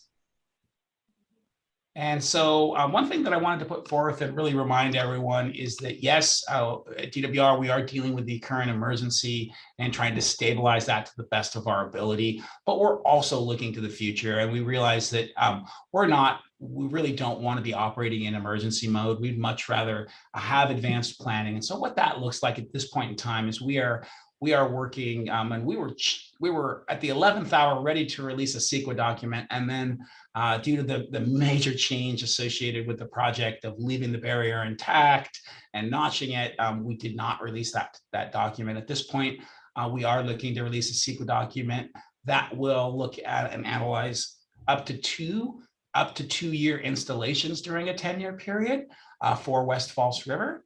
And so at that point, we're looking at public review will be anticipated in spring or summer of next year. And really, this would not come into effect until 23 at the soonest. That would be the term we're looking at. As well as we would like to work towards also non-emergency permits also in the northern channel closures as well. One thing that is really good is that if we can get our levee modification core 408 permit, that'll be in place, which will also be a very big help to move the project forward in the future.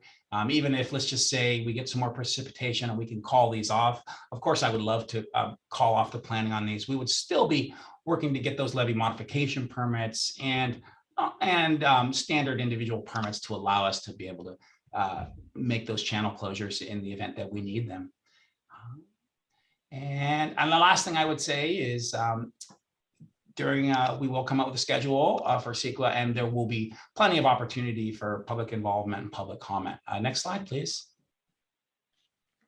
And that's all I've got, folks. Right now, this is a little photo of us during construction, and I'm willing to take all questions that folks may have. Thank you.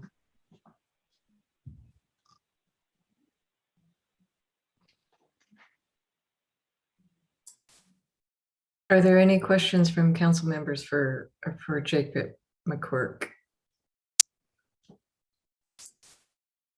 Virginia.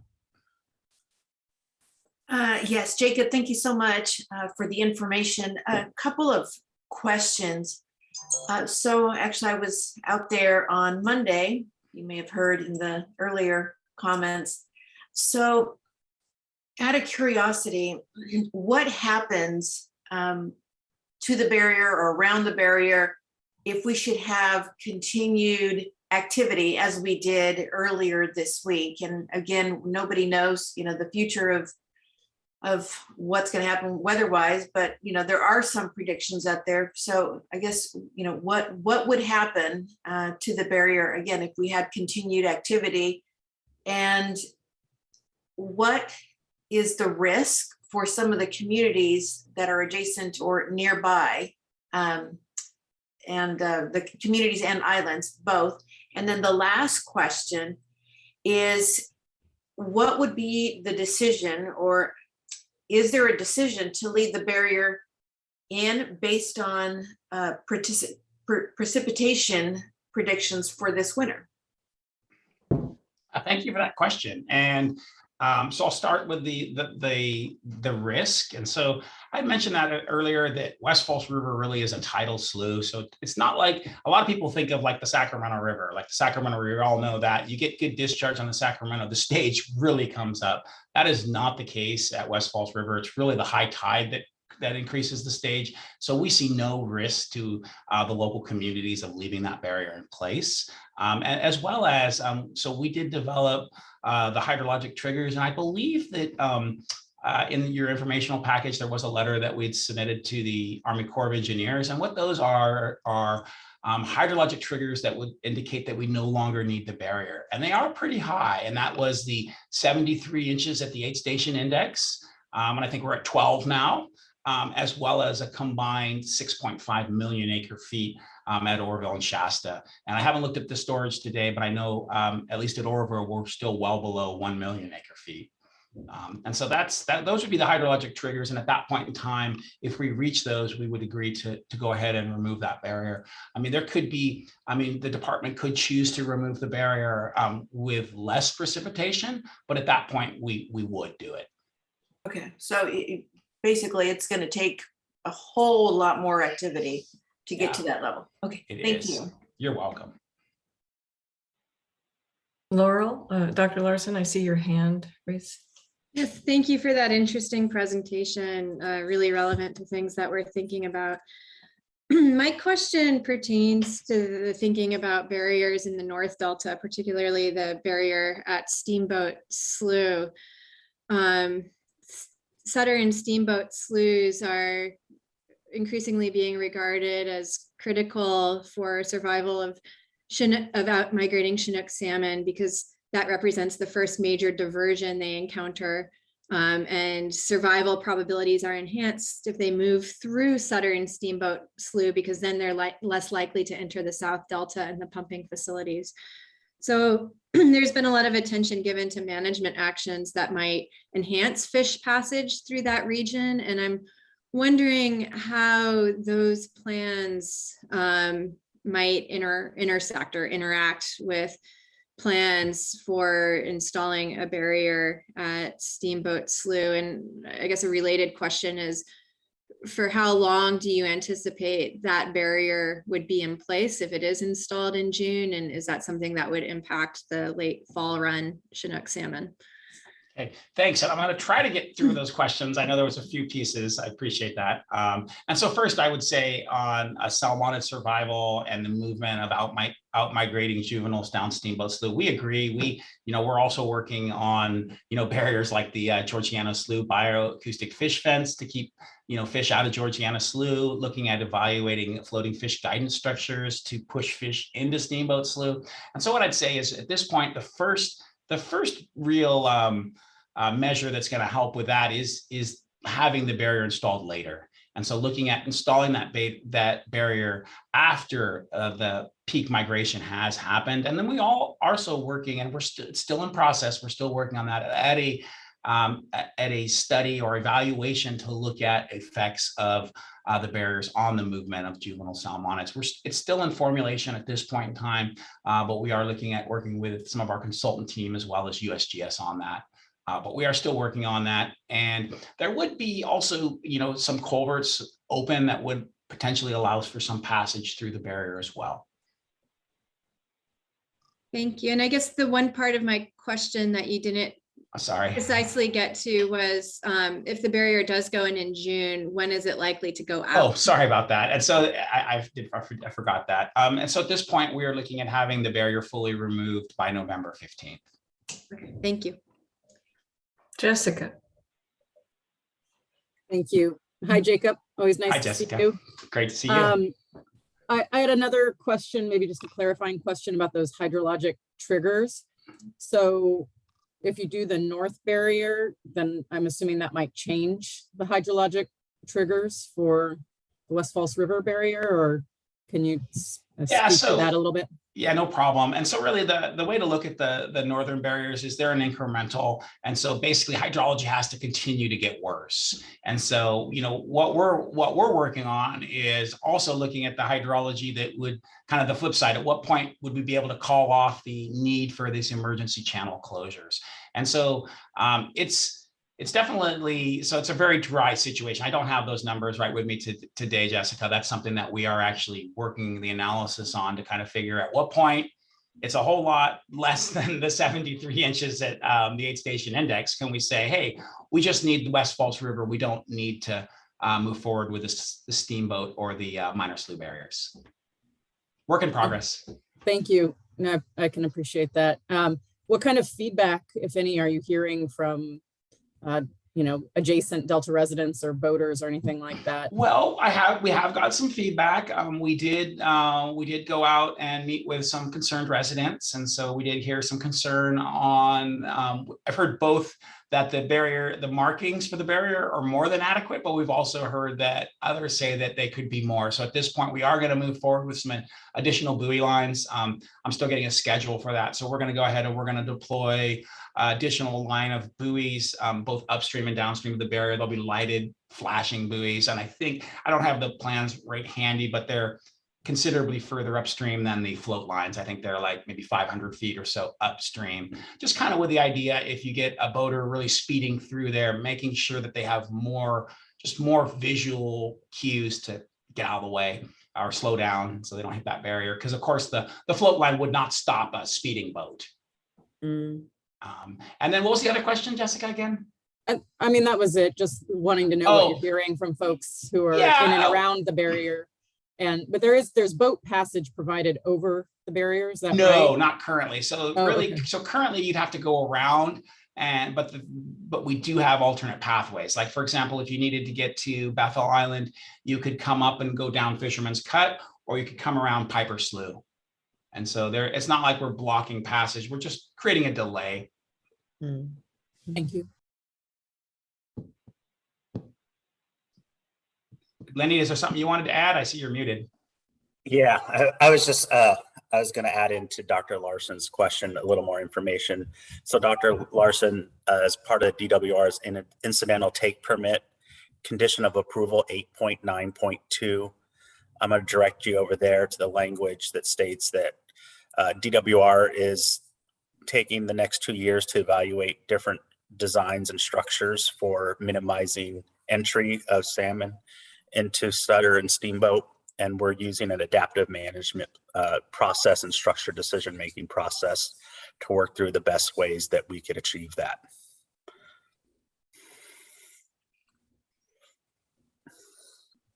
Thank you. Yeah, and I guess my last plug would be that, I think there was a comment made about, more green solutions. And so, so we do see Frank's Track Future as a potential solution here. And that being that it would provide nearly the same benefits that the barrier would. And so we have done a lot of modeling and analysis. And the great thing about Frank's Track Futures is, it works every day of the year. So it would be helping even without any additional actions for DWR. But then if we really needed to get the full effects that we're getting from West Falls River, we could go in there with very, very small channel closures that would require a lot less work and money.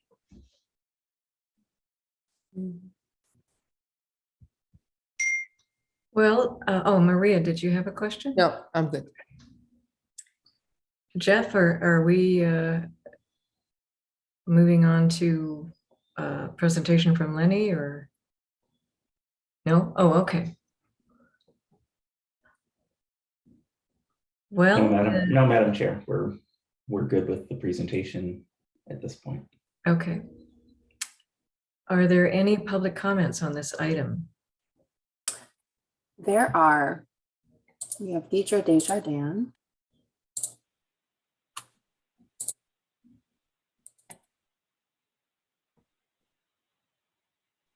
Deirdre Desjardins with California Water Research. I just wanted to comment that this style of management style of responding to the drought is a version of incrementalism. And Jay Lund commented in his Delta Lead Scientist interview that it's brutal incrementalism, and that it's too slow and it's not responding to the kind of rapid changes we're seeing under climate change. And it's just not addressing the ecocide in the Delta that we're seeing. And I did want to point out that it's also incremental in the sense that the December 2018 changes to the Coordinated Operating Agreement, the Department of Water Resources used to have the responsibility of releasing 25% of the water needed to meet the Bay Delta Water Quality Control Plan requirements. And they changed that to be 20% in above normal and wet years. And in exchange, they took on the obligation of being 35% of the requirements in dry years and 40% in critically dry years. And they didn't really look at where are we going to get the water, how are we going to change reservoir management. And I work with environmental groups to comment on this, but DWR's own chief modeler, Francis Chun, commented on the frequency of dense storage with climate change conditions. And he said, we've got to look at different operations. And that's, what's missing here is how can we look better at managing carryover storage so these kind of barriers aren't necessary. And I would argue that it's actually better for permanent crop growers in the San Joaquin Valley as well, because there are studies that show there could be a lot less interruption in water deliveries and a lot less interruption in ability to meet the Bay Delta Water Quality Control Plan standards. But we're not doing those kind of studies because they would require giving up a small amount of water deliveries in above normal and dry and wet years to manage risk. So I just urge people to think about what real profound changes might be needed to deal with the crisis that we're thinking, and not just incremental changes. Thank you.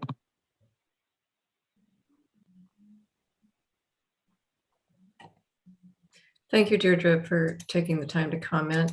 Are there any other public comments on this item? No, Madam Chair, there are not. Well, in that case, I want to thank you both, Jacob and Lenny, for taking the time to be with us today. Very informative. My pleasure. Thank you. Any wrap up, Jeff? Or no wrap up. Okay. Well, then let's move on to agenda item 9, 2021 Van Sickle flooding event. Jessica Pearson will kick us off. Thank you, Chair. Many of us turn our thoughts to floods at the first big rain of the season, particularly in the region that I live in, Sacramento. But it's important to remember that in the Delta, despite ongoing investments and improvements, that risk is really ever present for those who live or work behind levees. So it's pertinent to our item here today. We've got with us a few representatives of Reclamation District 1607 and the Department of Water Resources to tell us about a recent so-called sunny day flood event that occurred in the Sassoon Marsh this June. And with that, I'll turn it over to Jeff. Thank you, Jessica. Council members, Water Code Section 85305 requires the Delta Plan to attempt to reduce flood risks to people, property, and state interests in the Delta by promoting effective emergency preparedness, appropriate land uses, and strategic levee investments. And in most of our recent conversations, we've focused a lot of our attention on flood matters to our strategic levee investment obligations, and maybe not as much attention to promoting emergency preparedness and response. And it's important to note that managing flood risk requires a two-pronged approach. First, making strategic investments to prevent emergencies, and then second, effective emergency response, so that when an emergency does happen, we're prepared to effectively respond and can minimize the impacts of the emergency. The Delta itself is inherently a flood-prone place. For the tidally influenced Western Delta and Sassoon Marsh, the threat from floods exists year-round. Sea level rise will only increase this risk. Improving levees is one way to manage the risk, but effective emergency response is just as important. The Delta Plan recognizes the importance of emergency preparedness and response through recommendation RRR1, which supports development of a regional response system for the Delta, encourages stockpiling materials at appropriate locations to make post-disaster repairs of levee breaches, and development of local levee maintaining agency emergency action plans, and infrastructure and utility emergency response plans. Acknowledging that this week is Flood Awareness Week, today we'll hear about a sunny day flood event that happened in June 2021 on Van Sickle Island in the eastern Sassoon Marsh. Van Sickle Island is part of a larger land area that is identified as a very high priority island in the council's proposed Delta levy investment strategy because of the risk posed to property and important ecosystems that are protected by its levee system. Today, we'll hear from Liz Bryson from DWR about the state's support of flood fighting efforts and emergency funding available to local agencies through the Delta Levee Subvention Program. We'll hear from Mike Moncrief and Gil Cosio, district engineers for Reclamation District 1607, which covers Van Sickle Island. Mr. Moncrief and Mr. Cosio will discuss the 2021 Van Sickle Island flood event response and post-event recovery efforts, emphasizing the importance of recent advancements in the regional response systems. Mr. Moncrief and Mr. Cosio will also provide a local perspective concerning flood adaptation strategies in the Sassoon Marsh, along with design, funding, and regulatory issues in this region. So with that, I'll pass it on to, I believe it's either Mike or Gil who's going to start us off today. I think it's going to be me. Good morning, everybody. Chair Titoyan, council members, Executive Officer Pearson. I'm going to be kind of speaking for a majority of this presentation, and then Gilbert and Elizabeth will correct me on everything I didn't quite say correctly. So I do appreciate Aaron reaching out and seeing if we could present today. It is important, and like Jeff said, in the Delta, not just the Western Delta and the Sassoon Marsh, these flood control systems do protect against flooding 24/7. And so I think it is important to always be mindful that we are always monitoring our flood control system in the Delta. The time that we were asked to present on this, we were not envisioning the recent rainfall event that we just had as well. And so the perspective was going to be a little bit more dramatic, talking about in a state of emergency with our drought, how do we deal with these flood emergencies? So this will be a good opportunity to present a local perspective, but then also present how DWR in their role has been partnering throughout the Delta, and how we have been making significant improvements on emergency planning and response. So with that, let's go ahead and jump into this and get some perspective on Van Sickle Island. I'm sure many of you have your own experiences with the Sassoon Marsh. I've been involved with Van Sickle Island for 15 years, and I've gone through a myriad of different emergencies, rehabilitation projects, repairs, and it is a very unique system. The Sassoon Marsh itself is a very unique component of our greater Delta region. As you can see, Van Sickle Island does stick out like a thumb into the Sacramento River, basically acting like a buttress against the tidal system. And you can just imagine what it would look like when it's fully inundated. You could look at Google Earth and look at 2017 imagery, and you can see what it looks like as an open body of water. Van Sickle Island has been a very active participant in the Delta Levees programs, both subventions and special projects over the years. The Decker Island project, if any of you have history there, know that Van Sickle Island was the administrating local agency that administered that entire project, even though the benefits were never received as anticipated. Means Landing, another property within the marsh as well, is another project that Van Sickle Island helped support.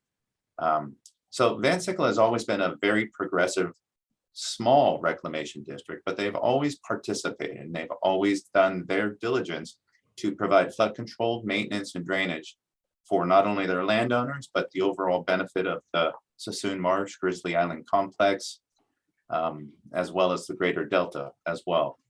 You can see in the imagery, the salinity control barriers, and if anybody has familiarity with the Roaring River complex as well, that's along the northern boundary of the district. We're going to talk primarily today about the damage and the emergency work along the Sacramento River. which is a relatively small stretch of the levee on the southern boundary of the Reclamation District, makes up about 2 miles of the levee system. There's approximately 10 miles of levees that the Reclamation District does provide maintenance and operations for. The area of the Reclamation District that's actually eligible for subventions program assistance is much less. That's limited to the legal Delta region, which is south of the old railroad alignment, which traverses from northeast to southwest through the middle of the district. So anyways, let's move through to the next slide. We'll get a little bit more perspective, a recent history on the emergency chronological order, I guess, for the Reclamation District. Van Sickle Island is not immune to emergency situations. In 2006, there was significant flooding throughout the region. Van Sickle Island did inundate and overtop as well as its neighbor.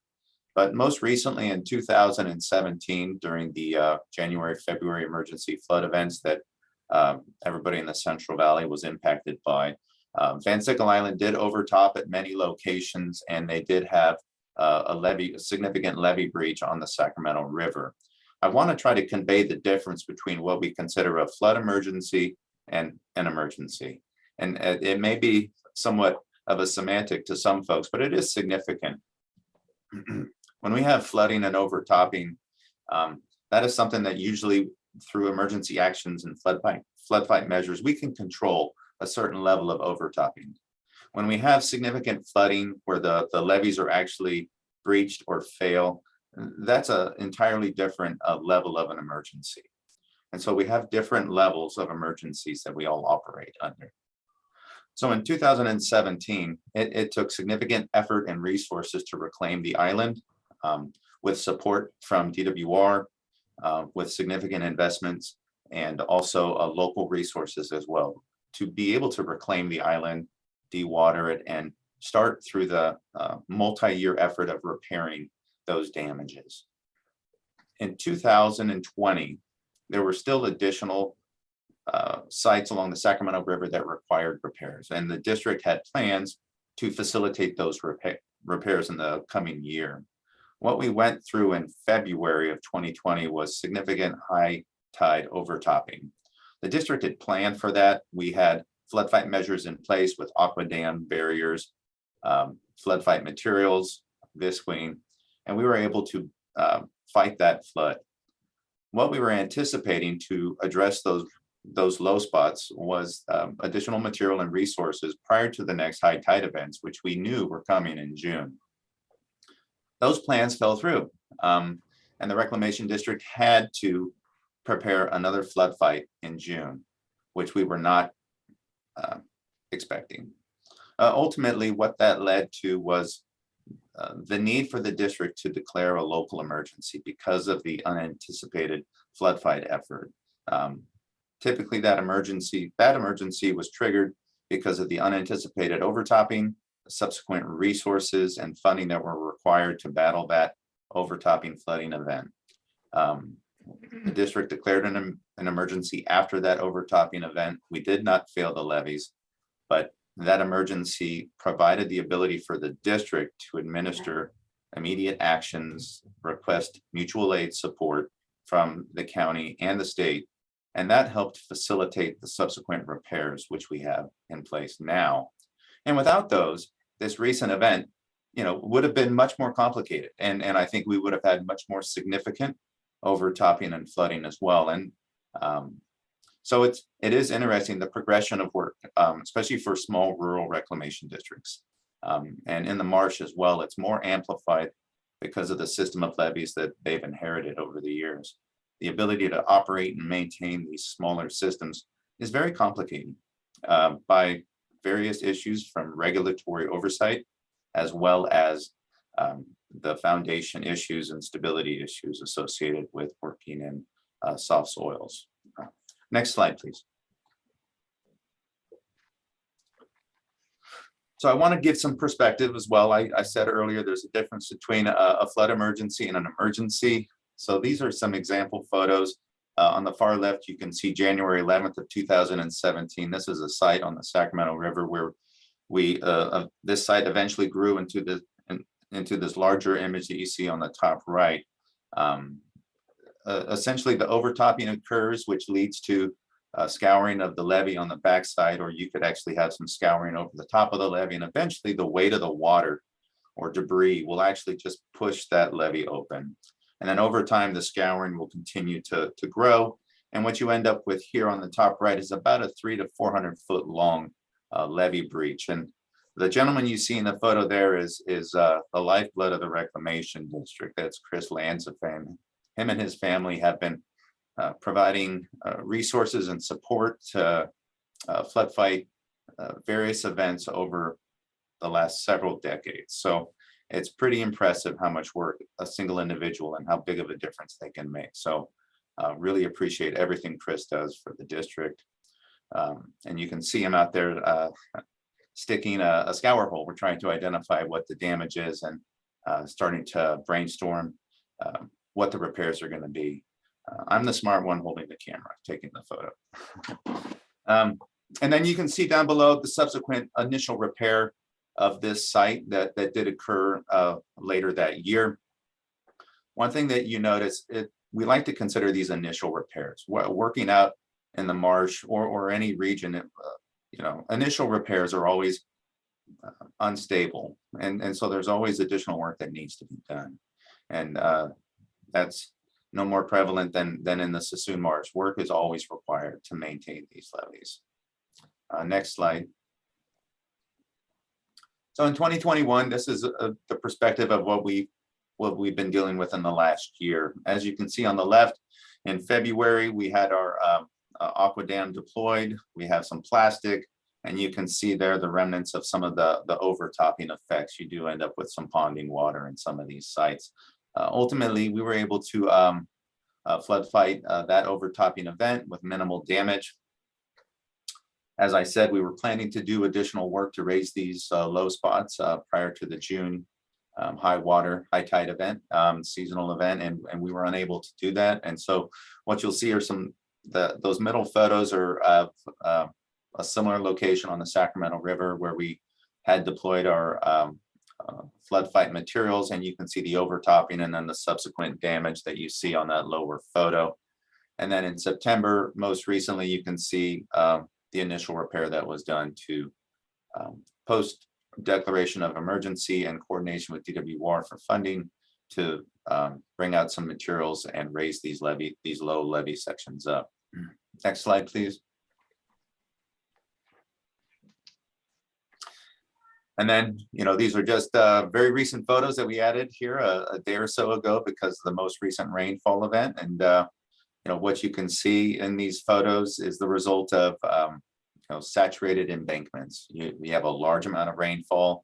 In some areas, you will see releases of embankments where you do not have an over-engineered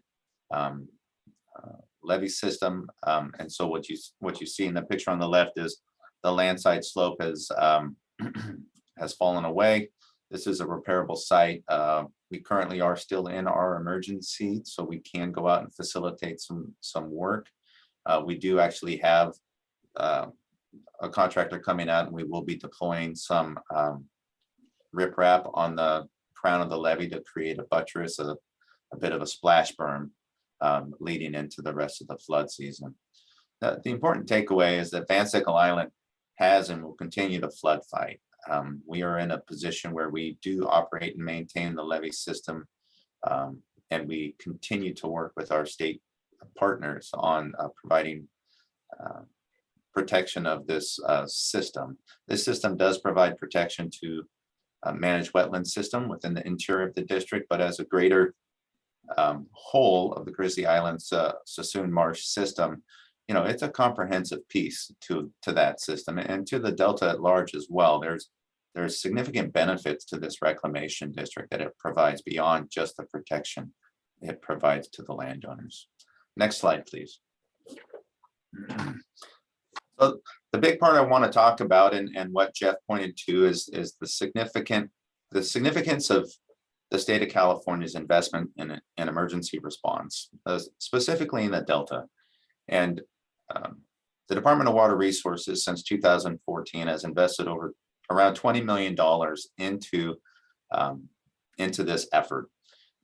There have been multiple emergency response grants. The third emergency response grant will be coming online in 2022. There has been significant investment into not only developing flood supply chains throughout the Delta. There's been training, planning. One of the most significant planning efforts has been the development of both county and reclamation district emergency operation plans. These plans are a vital tool for communicating effectively across multiple agencies. Historically, reclamation districts have felt that their flood fight is more localized than the state or the county response has been. And what these plans do is these plans actually merge that response together. You know, we are collaborating more now than ever with our county operation OESs, our state OES, Department of Water Resources, Corps of Engineers. A big part of that is through these working groups that the department has set up. The DWR Delta Working Group is a quarterly working group that meets regularly over the past 5 or 6 years to develop partnerships, relationships, discuss openly our needs, and we discuss planning, training, we run scenarios and drills, we discuss funding opportunities. The state has been a collaborative partner through all of this. And without their funding and support, development of these plans and resources would not have happened. An important part of these emergency operation plans is it forms a nexus with a national incident management system and state emergency management system. These are the OES and FEMA procedural guidelines for operating under an emergency. So our local agencies, either through our reclamation districts, general managers, or trustees, adhere to a certain set of guidelines, which helps the local agencies, the state and counties interact appropriately to administer emergencies to meet those standards, which have significant financial and regulatory benefits. In order to receive reimbursement or support, you do need to follow these guidelines. These guidelines are meant to help all levels of government administer an emergency. Emergencies are fought at a local level, and then as they expand due to necessity, they can expand into different mutual aid groups to help support those emergency actions and recovery actions. Let's go ahead and skip to the next slide, please. This is just an example of the differences, like I discussed earlier, for what actions and triggers are for different reclamation districts. And every reclamation district has different triggers and subsequent actions because every system is different. And the difference between a flood emergency or an emergency, you know, may not seem significant, but it truly is. And the first one on the left there, any threat to the integrity of the levee or the system can initiate an emergency. It does not have to be a flood. It could be a high tide or an overtopping event. It could be a rodent burrow. It could be a burst pipe. It could be a lot of different things. But then you see on the right there what could trigger a flood emergency or a flood emergency action by a local agency. Just examples. And every reclamation district that has an emergency operation plan has their own list of triggers and actions. Next slide, please. An important component of most of these emergency operation plans is a flood contingency map. I apologize for not showing the entire map, but it is massive and the amount of information on it is extensive. These are essentially, these maps are, and these maps were developed by Ron Baldwin, KSN, Ron Baldwin, previously with San Joaquin County OES, just an amazing resource for the Delta region and San Joaquin County and the Central Valley. He with KSN support, working with KSN, went throughout the Central Valley in developing these plans. So a great effort by KSN on many of these emergency operation plans. But these maps are essential for communicating our emergency efforts between the local agencies, the counties, and our partners, DWR and the Corps of Engineers. They have all the information on there about how we operate, what our mechanisms are, and they show a bunch of information about historical problem areas, where we would stage materials, where our headquarters would be, and how we would administer our specific emergency. So these are great tools that we have available to us, both digitally and hard copy. And most of this stuff that I'm sharing here, you can find on county OES websites, and DWR has all of these available as well. Next slide, please. So I want to talk a little bit more, and I'm sure Liz and Gilbert, if they have anything to add, I please welcome you once I'm done to chime in. But just to give you a sense of the investment that the department's made and where resources are located for reclamation districts, public agencies throughout the Delta. Ultimately, when we declare an emergency at a local level, our first line of communication is through our county OES. They are our direct operational area that we coordinate with. When we do that coordination, we ask for our needs, whether it be for technical assistance or financial assistance, or we may say we need to coordinate with the Department of Water Resources Flood Operations Center and start engaging with the state agency on our needs if we feel the county doesn't have those resources. And the county will always coordinate with us, and they will help with that coordination as necessary. DWR provides significant funding and resources for the Delta region and the state of California. Specifically with the funding they provided with emergency response grants over the years, but there's significant amount of flood fight supplies that are available in the Delta. There are warehouses and depots. The warehouses at Twitchell Island, that warehouse has been there for many years. My first connection with Gilbert Cosio was when I was working for DWR. I was manning the Twitchell warehouse during the 2006 event.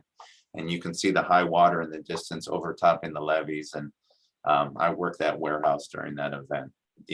We have the supply depots at Weber Avenue in Stockton, where you can drive on Highway 5 and you can see the massive piles of quarry stone riprap that were out there, which DWR used to build the False River barrier this year, for example. They have large amounts of aqua dam and other various flood fight supplies. They've just received a large procurement of steel sheet piling and piles that they can use for emergency breach closures or channel closures. DWR, of course, has a supply depot as well, and Rio Vista has a rather large pile of materials as well. There's flood fight containers. I'm going to get the number wrong, but I think it's close to 36 flood fight containers where you can request an emergency flood fight container to be delivered to your reclamation district. Each flood fight container contains enough material to flood fight about a mile of levee if you were to completely wrap it in plastic and sandbags to protect that levee section. So there's a lot of resources available for us. And the last thing I want to talk about is the funding programs that are available to the Delta Reclamation Districts as well. As you coordinate through the Flood Ops Center after getting authorization from your county, you can then coordinate with the Flood Ops Center and various programs to see what funding might be available for your specific circumstance. The Delta Levees program through system-wide branch does have subventions program emergency grant funding. They have 4 $50,000 grants that are available every year. The Special Projects program does have the ability to provide direct expenditure funds. That obviously is dependent on availability of funding and the situation. For our project levy systems that are throughout the Delta, there is also additional funding potentially available, again, based on available funding, but The FSRP program through the Flood Maintenance Office has the ability to provide direct expenditure funding as well. And then the deferred maintenance program, there are deferred maintenance program funds that on a case-by-case basis could be administered through direct expenditure. Next slide. So basically, you know, I want to message more that, you know, Van Sickle Island is not a case scenario of a reclamation district that's failing. This is a reclamation district that maintains, you know, their operational responsibility. They do flood fight. They're probably the most they have the most experience flood fighting, and so they've been extremely creative and resourceful in how they implement their emergencies throughout the years, and DWR has been a valuable partner in that.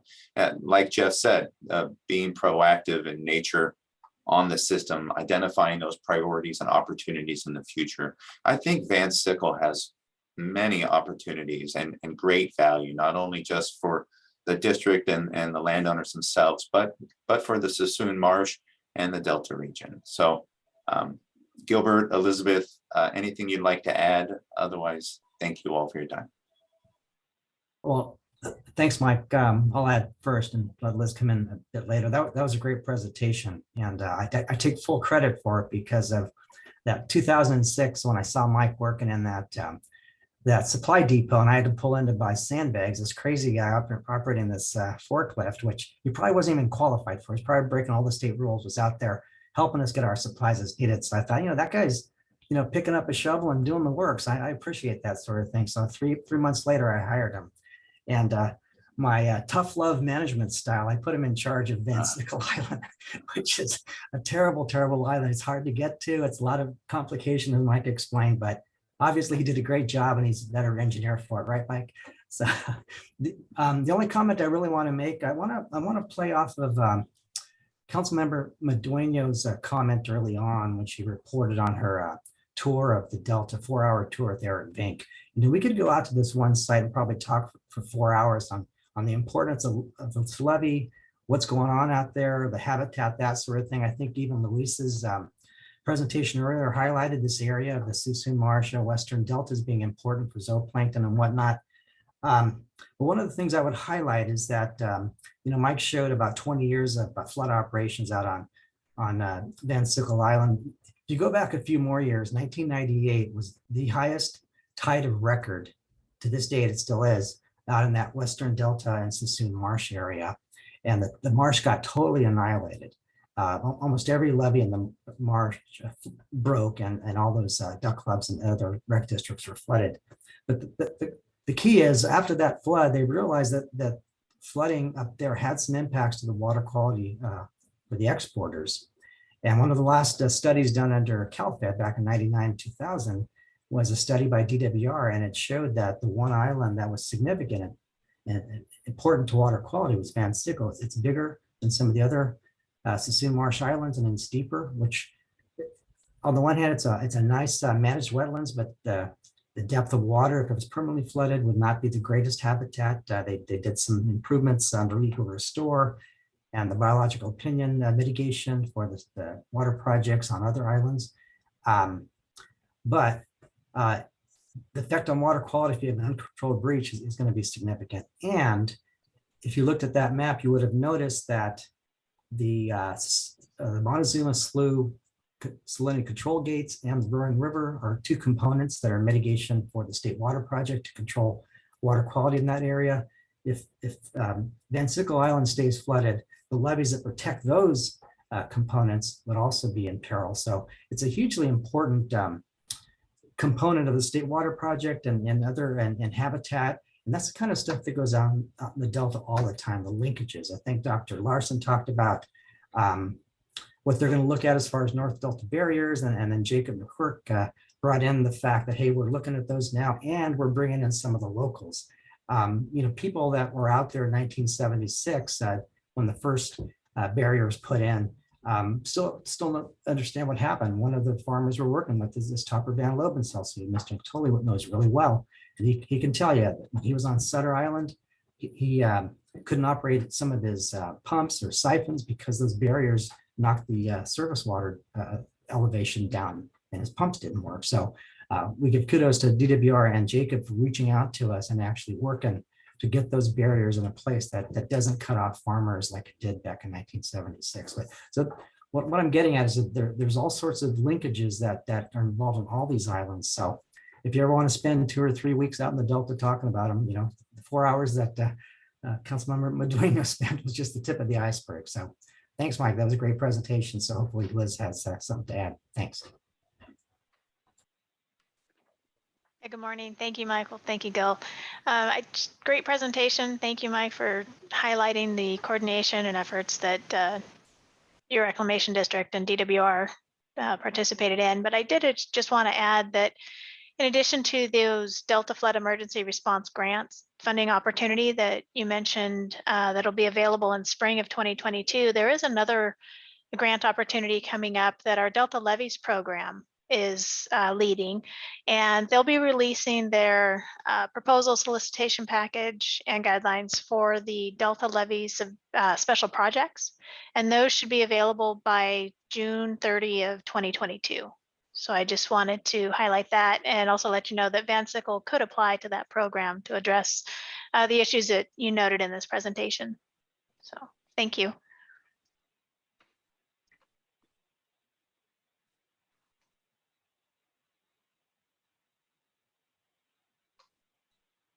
Thank our presenters and note that concludes our presentation for this item. Very good presentation. Thank you. Yes, thank you. Thank you very much.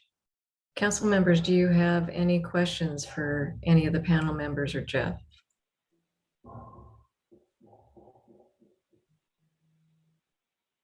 Oh, Don. Yes, thanks, Madam Chair. Just real quickly, maybe back to Gil or to Michael.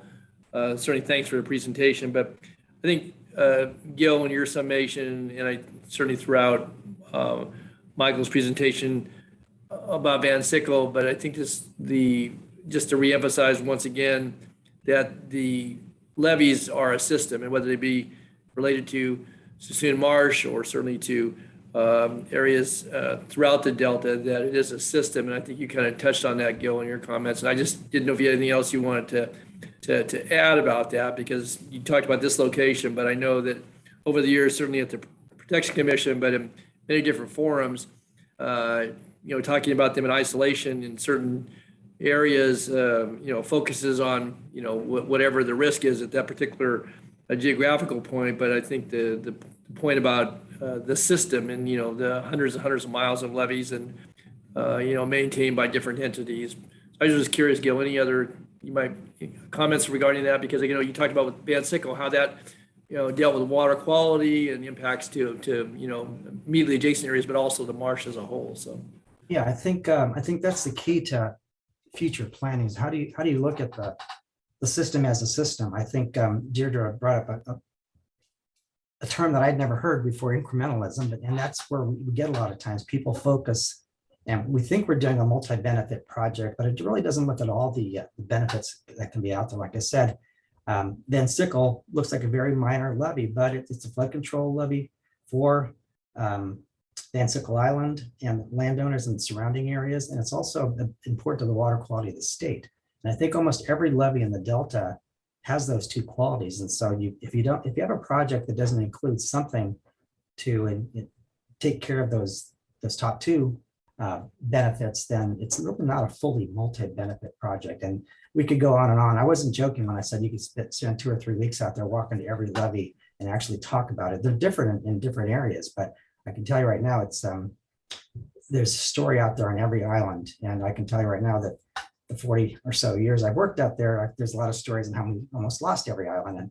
And Mike's kind of responsible for this district, and he got to experience this one firsthand several times already in his career here in UK. But yeah, that's the key, is how do we create a system where you can actually look at the entire system and not try to break it up? And I know, there's some funds that come out for specific reasons, but it'd be nice to have a process that one, look back at the past, because there are a lot of past things that happened, like we're dragging Topper Van Loben cells into helping us plan for these North Delta barriers. You've got to have that sort of information where you're going to make a mistake. And so how do we create a system? Is it the Stewardship Council? Is it somebody else that can actually be the czar or whatever, overlooking all these things? That's what it'd be nice to have at some point. And thanks for response, Gil. I guess the other thing that just kind of comes to mind is that I know that a lot of the modeling that's done relative to risk and calculations that go into insurance and to other elements of either allowing for folks to rebuild a certain elevation and so forth, but it doesn't ever take into account the flood fight. And I mean, what I saw certainly with the Van Sickle report, but to what you just said a moment ago, Gil, that, might have lost them, but for the flood fight and maybe, other elements, but the modeling never takes into account that you have this network, not only of knowledge and people, but now with the mobilization that's been done, again, certainly credit to the work that's been done by the districts and by the state and by other entities to have supply depots, to have the ability to mobilize during times of critical tides or high flood waters, whatever it might be. I just think that's really key, and I don't know if there's any movement on that front, and certainly don't want to get sidetracked here on today's conversation, but that flood fight and the experience that comes behind it, you as engineers, the folks that are landowners and Reclamation District leadership, and certainly the communities as a whole. And that has certainly staved off disaster in a lot of cases, but it's real and it will occur irrespective of what the final outcome is, but you've saved a whole lot more than have ever failed. And that's to the credit of, folks up and down the line. Yeah, and I appreciate the fact that Aaron Mullen and Jeff Henderson asked us to present today, because again, it seems kind of minor. We've avoided a big disaster, but on the other hand, it was a perfect exercise to check how the system was working. It's working really well, and that's what the whole point of this presentation was. And so when we do get on a bigger scale, I think it was a lot of good experience on what to do next. I have one question. Yes, Maria. Two questions. One is that, there is a planning that as large scale is happening usually to do preventive, let's say, to take preventive measures. And then there is the emergency side of this whole thing. So my question mostly is that in the light of more floods and all that, the funding, how would you allocate funding and not, if there are, let's say, a few disasters and a few things going at the same time, how the funding will be prioritized and what would the sources be? I'll take the first cut at that. The key is to think about the funding long before it's needed for an emergency. And that's what the Delta Levy Subventions Program has been doing for a long time. And as the Delta Levies Program gets money for special projects, they refocus, okay, what's needed now that could be preemptive of a problem in the future. So that's kind of the key. That's 99% of what we do. I mean, luckily, 1% is fighting floods. The other 99% is getting ready for the flood. I mean, some of these levees are in great shape, and as your investment strategies looked at, the difference in the LIDAR surveys from 07 to 17, you can see how much better shape, but they're not totally perfect. And so we're always thinking ahead, how do we improve them? And so we're trying really hard to prioritize the funds to make sure they continue to be maintained and improved. And that's why we're really concerned how this investment strategy looks at some of this stuff. That's why we fought so hard to make sure that it doesn't infringe on some of the stuff that we know is, in my mind, it's not a huge amount of money, but it needs to be consistent so that we can continue to maintain these levees and not get to that disaster stage. Once you get to the emergency point where you see a weather system or you're something like this happens when our reservoirs are full or something along those lines, how do you prioritize funding? That's a different circumstance. And I think in those situations, you do have to prioritize where your initial actions are going to be. A certain amount of preparedness is critical for each reclamation district or public agency to be prepared under the assumption that you can't receive assistance immediately. I think everybody needs to be as proactive as possible, and there are some resources available for that. Obviously in the Delta, we do have the subventions program where flood fight supplies are ineligible reimbursement. there is a local upfront cost for that, but we do have this grant funding as well that helps facilitate with that. But once you start getting into actual emergency situations like 17, for example, that prioritization of where investment, funding, technical assistance goes, that's a tough balancing act between all the agencies involved. And so that's something that more is done iteratively as those emergency events unfold. Yeah, and then sometimes you need to pull in the heavy hitters. And I'll give you an example. 1998, that year I mentioned, was the highest tide ever reached in the Western Delta and Suisun Marsh. It totally annihilated the Suisun Marsh, but luckily FEMA, federal government, came in and helped them. Why?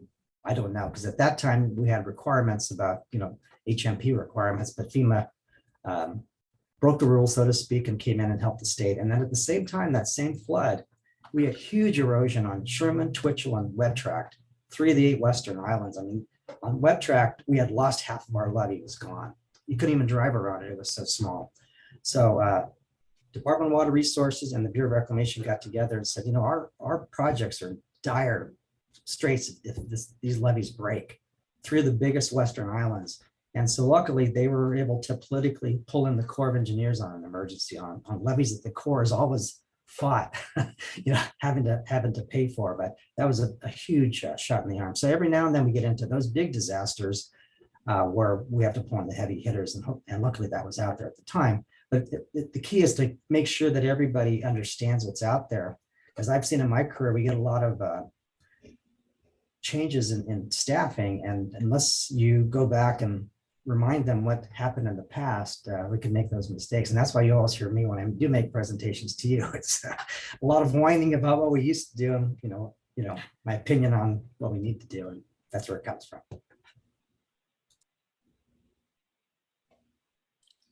Virginia. Just a couple of comments. Thank you so much, Michael, Gil, and Liz. With a background in having worked for the Office of Emergency Services in Stanislaus County, and very aware of some of the issues that we had, particularly in 97 and 98 when I was working with them back then. And then to your point, Gil, yes, a 4-hour trip was basically just touching the very, very minimalist, if you will, of areas and people that I should be meeting and we should all be meeting. But there was a homeowner out there who showed us his brand new house that he built in the last few years. He was flooded. And so my question is, what improvements are we making, or are you making in terms of emergency response and coordination system for the Delta, so that people are acutely aware, property owners, farmers, et cetera? So there has been more exposure. There has been more public workshops. There can always be more. We can always do more. But there has been a large effort, especially from the county level. I want to say that that website that was presented this morning, what a great website, a great resource. The county does quite a bit of public outreach. It is their response. It's not the Reclamation District's responsibility to perform emergency evacuations. That's more on your emergency services districts. And so I think collaboratively, the counties, Reclamation Districts, the state, they're doing more and more on the public outreach front. And there are quite a few resources available. What are they doing? I can't speak to what additional work they are continuing to do, but I know their public outreach is paramount. And I think from a reclamation district standpoint, it varies quite a bit across the board, but certainly some of the reclamation districts that protect small communities, it's very difficult to get information out to the individual homeowners. And what we did on Grand Island a few years ago that worked real well was we had just a public meeting, invited all the landowners and just didn't give them the basics, because people that build new houses or buy property out there don't understand what they're buying into. This is a rural area that's flood prone. And so you got to understand where the flood could come from, and how hard your reclamation district and your taxes you pay to support that reclamation district are is working to keep you from being flooded. We're faced right now on project levies with it's called a system-wide improvement framework. All these levies that used to be part of the FEMA flood insurance program were thrown out back in 2013, and we're trying to get back into not just that, but also the Corps of Engineers PL99 program to help make repairs after a flood. And the Corps of Engineers is telling us, you've got to do all these things. Well, a lot of those things involve the property of other people. And so we're going to have to somehow explain to them, well, it's our responsibility to tell you and work together on how to fix these things that could potentially be a problem during the flood, which is going to be pretty hard, but that's what these rec districts have to do. Great, thank you. And kudos on the deltafloodready.com. I actually took the opportunity and went on there already and saw that it's in multiple languages. So that was actually another part of my question, is how do you integrate this, especially into some of the minority populations and groups out there. But I looked and it's fully integrated into multiple languages. So good job, thank you.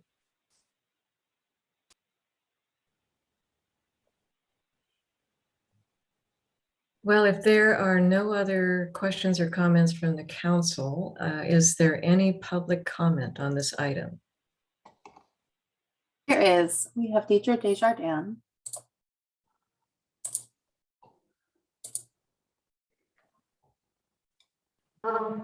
Thanks, Deirdre Desjardins with California Water Research, and I just wanted to commend Gil and the MBK engineers and the absolutely heroic job that the local reclamation districts do in maintaining the system of levees. That being said, I'm very concerned that there isn't adequate funding being provided by the state for upgrading levees to deal with climate change. And levee prioritization is such that in the draft Delta levees expansion strategy that Cortland and Clarksburg and Walnut Grove and Rock are all behind levees that won't be eligible for funding until all of the highest priority. They're all behind very high levees, very high priority, but they won't be eligible for funding until the high priority levees are the very high priority levees are upgraded. And I'm just concerned. Climate scientist Daniel Swain has estimated there's a greater than 50% probability that we'll see an Earth storm-like event by 2060. And we need to look at how we're going to evacuate those populations if we have massive flooding in the Delta. And we need to be doing that kind of tabletop exercise where there's flooding up and down the Sacramento Valley from a really large event and in the Delta, and how we have the resources and how we make sure that people are gotten out of harm's way and that we minimize loss of lives and damage to property. Because there's just a huge risk if we don't do it, if we don't face this challenge of, increased severity of floods due to climate change. Sometimes it's just going to nail us. And I look at the example of pandemic response, and they did tabletop exercises about what they might do and how they might respond in the event of a mass pandemic like we saw, and that was why the Bay Area was able to shut down and knew to do that, and that's why we had a lot less loss of life than New York City. So that's an example of the kind of planning that I'm urging the state and local agencies and local governments to do, and I think it's going to need funding. Thank you. Thank you, Deirdre. I just want to make one clarifying point that the Delta Levy investment strategy is not the sole determiner of funding and investment in Delta levies. The Department of Water Resources, the Delta Levy Subventions Program, other programs run by the department. Yes, they are guided by that investment strategy, although they still, DWR determines what will actually be funded under what conditions and can deviate from the Delta Levy investment strategy. They will be reporting to the council on the investments they actually do make. And when they do deviate from the investment strategy, they report the rationale for the deviation. So the Delta Levy investment strategy is not a dictated or any sort of sole determiner of investments in Delta levies. And if I could jump in and make one comment, Susan. Sure, Gil. Your staff is getting ready to embark on the adaptation portion of the Delta Adapts. And we plan to be heavily involved in that to make sure that it's all the stuff that Deirdre just mentioned is on the table so that your Delta adaptation strategy takes that into account. How it gets funded, we don't know yet because that's a whole different ball of wax, but that's where we hope to make sure that all this stuff gets on top of the table so that people understand the complexity of what's going on out there.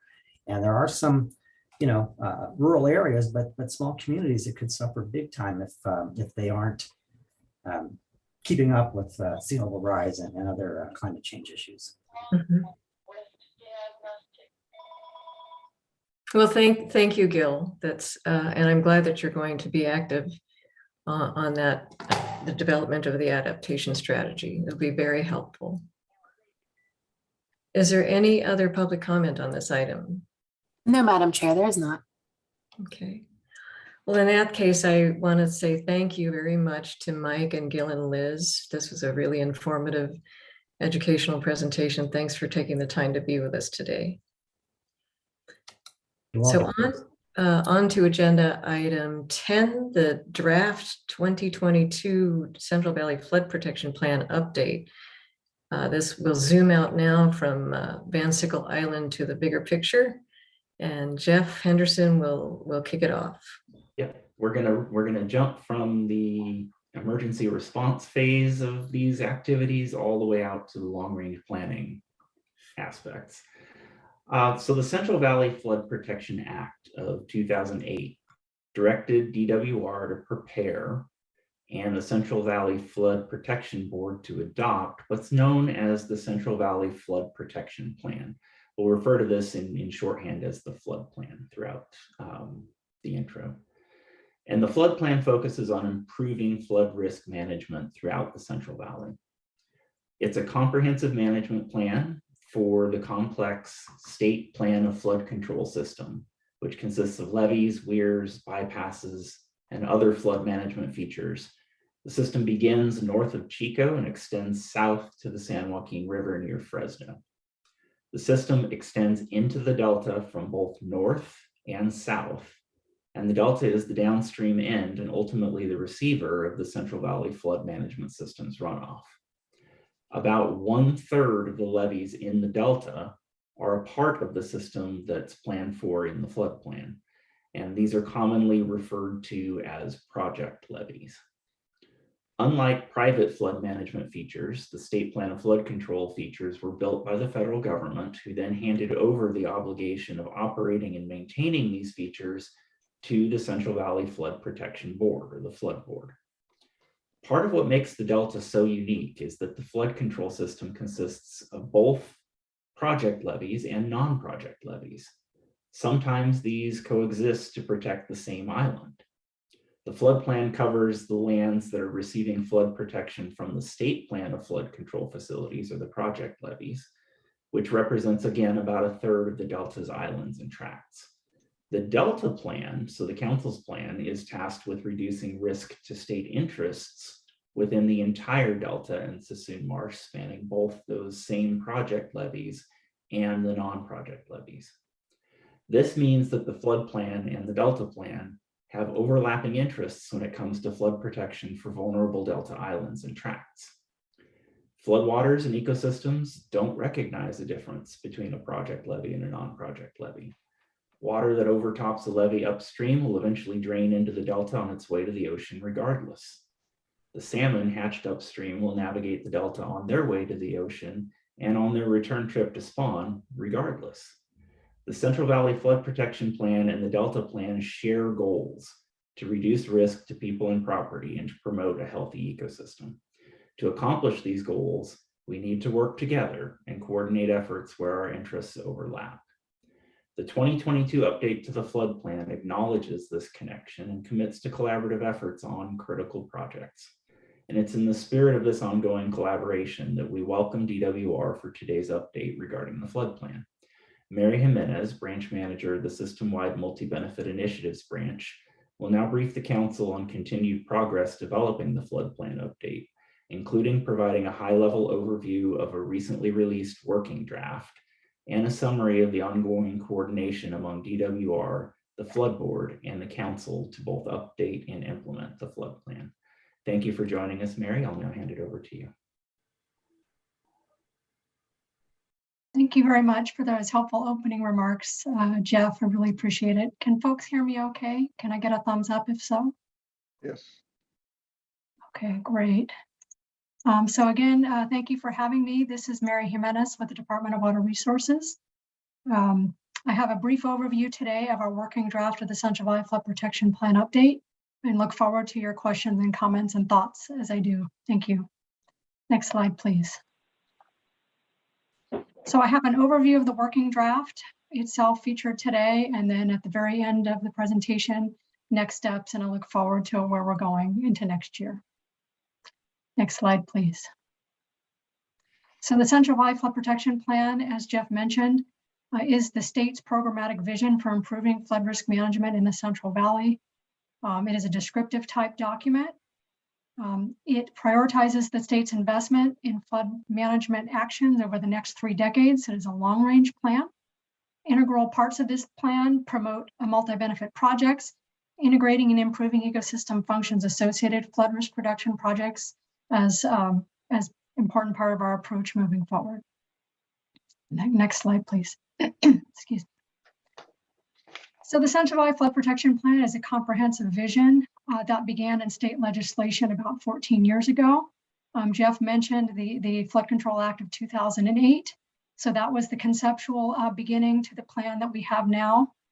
While the broad strategies and concepts of the state system-wide investment approach included in the plan have not changed since the 2012 plan and the 2017 update, the comprehensive vision of the CVFPP is becoming more focused with each planning cycle, each 5-year planning cycle, as implementation occurs and priorities change, and we learn a lot more about the needs of the Central Valley. Next slide, please. Oh, so, yes, thank you. So for the 2022 Central Valley Flood Protection Plan update, I missed something on the previous slide, sorry, where it said open during construction. So open during construction, that sign is there to remind folks that we are at a working draft stage of developing this 2022 update and that we are actively engaging with many interested parties right now to get valuable input. It is a working draft, so there are still some holes that we're trying to fill in and improve the plan moving forward. But we're really open during construction of this flood plan to all the input and helpful feedback we can get. Sorry, next slide, thank you. So we're building upon the information of the past. There's a lot of foundational information in the 2012 and 2017 plans that we are leveraging and updating, but informing this update by a wealth of new information as well. A key focus of this update is assessing progress and effectiveness of state investments in flood management from the previous 5-year planning cycle. And all of this is to identify updated investment needs and updated policy recommendations to continue implementation of this flood plan over the next 30 years. The state system-wide investment approach that is foundational to the CVFPP is adapting within this planning process as complex variables are better understood And I know that the council and staff understand these complex variables well also, such as climate change, what we're learning from our performance tracking efforts, and changes in policy. Next slide, please. And so an overview of the working draft of the flood plan right now. It consists of 4 chapters that are very similar to the 4 chapters of the 2017 plan, with one notable exception. Chapter 2 at the chapter level is the most different and new, and that is the focus on implementation progress of the flood plan. We now have an entire chapter devoted to that I'm really excited about. Another piece shown on the slide that we don't have quite yet, but we look forward to developing next year as we get further along, is what we're calling a call to action infographic. We'd like to have a brief piece up front that highlights the need to act and the highest priorities for implementation moving forward from 2022. So something that's really brief and easy to use and easy to share with partners and communicate from is our goal. So we'll look forward to being able to develop that as well. Next slide, please. And so for the working draft, chapter 1 begins introducing this 2022 update to the flood plan and the 3 themes that we're developing in that update: improving flood system climate resilience, our focus on performance tracking, and strengthening integration and alignment with other state water management plans and efforts, such as the Delta Plan. It reinforces that the 2022 flood plan update is consistent with previous plans. So at a high level, this means it's not a new plan. And we are reporting on track performance of planned investments to update the state system-wide investment approach to provide that broad portfolio of structural and non-structural actions that is reasonable, balanced, and cost-effective for the state of California. So that is still an important high-level goal of the CVFPP. Chapter 1 recognizes that climate change is a major driver of flood risk in the Central Valley, and it's extremely complex. From the climate change that we're experiencing already to the projected impacts looking forward that are very severe and urgent. It recognizes that flood risk remains high throughout the system and that native species are continuing to decline, and those very concerning trends are exacerbated by climate change and related anthropogenic factors of everyone living and working in the Central Valley in California. Next slide, please. And so chapter 2 then presents how implementation progress for the CVFPP as a whole. It describes our performance tracking and adaptive management framework. We have maps and figures of completed projects already. So as a snapshot of where state investments have occurred in flood management in the Central Valley so far visually, you can see them in chapter 2. We also have some robust descriptions and some photos of completed projects within each area of interest in the Central Valley Flood Protection Plan. And the areas of interest in our plan are urban, small communities, rural agricultural, and system-wide. And so we feature completed projects in each of those categories. Chapter 2 also contains qualitative narrative progress summaries on our policy issues. So those policy issues are the ones that were described and identified in the 2017 plan. So this is our first report out on how do we think we're doing so far? Where are we achieving progress in those policy issues, and where are we continuing to struggle and work through? So there's a qualitative description of policy issue progress in chapter 2 as well. Chapter 3. Thank you. So moving from chapter 2 to chapter 3, where chapter 2 focuses on implementation progress and more of the completed actions and what have we achieved so far. Chapter 3 then pivots to looking ahead to what's still in progress and planned. And you can see at a snapshot here, there's a lot more work remaining to be done. Next slide, please. Thank you. So then chapter 3 presents our updated description of system-wide flood risk, programmatic priorities, portfolios of actions, and outcomes expected from the CVFPP over the long term. We have some technical information summarized in chapter 3, including our climate change information in draft form. We have spotlights of the Yola Bypass multi-benefit program and efforts with the Yola Bypass Cashley Partnership, as well as the results of early discussions on developing a San Joaquin regional flood management strategy with partners in the San Joaquin. Chapter 3 an important part of Chapter 3 is recognizing that the CVFPP needs to plan for long-term resilience of the flood system to climate change within a broad range of uncertainty. And considering that, it promotes adaptive management, residual risk management, such as the emergency response activities described by my colleagues earlier today, and multi-benefit approaches with nature-based solutions for effective action in the face of that uncertainty. Chapter 3 also contains a summary of our draft high priority policy recommendations moving forward. An important note about this is that we're trying to, while there's a universe of potential recommendations we can make to address policy issues, we're really trying to narrow down to a manageable number that DWR and our partners feel like we could reasonably focus on in the next 5 years and could be achievable. So that's an important caveat to where we're trying to focus down a limited number of high priority recommendations that we can make right now. And the first draft of that is in the working draft in Chapter 3. Next slide, please. And so with respect to the policy issues being updated, we're retaining the 8 policy issue categories on the left of this slide from the 2017 plan with some modest updates. You may recognize those from previous presentations. The major change in 2022 is adding these 2 new policy issue categories that have been of great interest and importance to many of our actively engaged partners and interests so far. And those are surrounding the concept of equity and all the aspects of equity and its relationship to flood risk in the system, and building out more content on climate change and flood system resilience and policy issues associated with that. So this really just is meant to shine a spotlight on those new policy issues. We have few placeholders in this working draft, but I'm the first to acknowledge we have a lot more work left to do between the draft we have now and the future drafts to really build these topics out. And we look forward to hearing from folks what they think about these topics and how we can do that. Next slide, please. And so moving forward, Chapter 4 is the concluding chapter.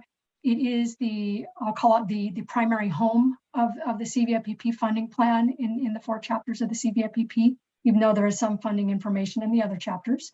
A bulk is going into Chapter 4.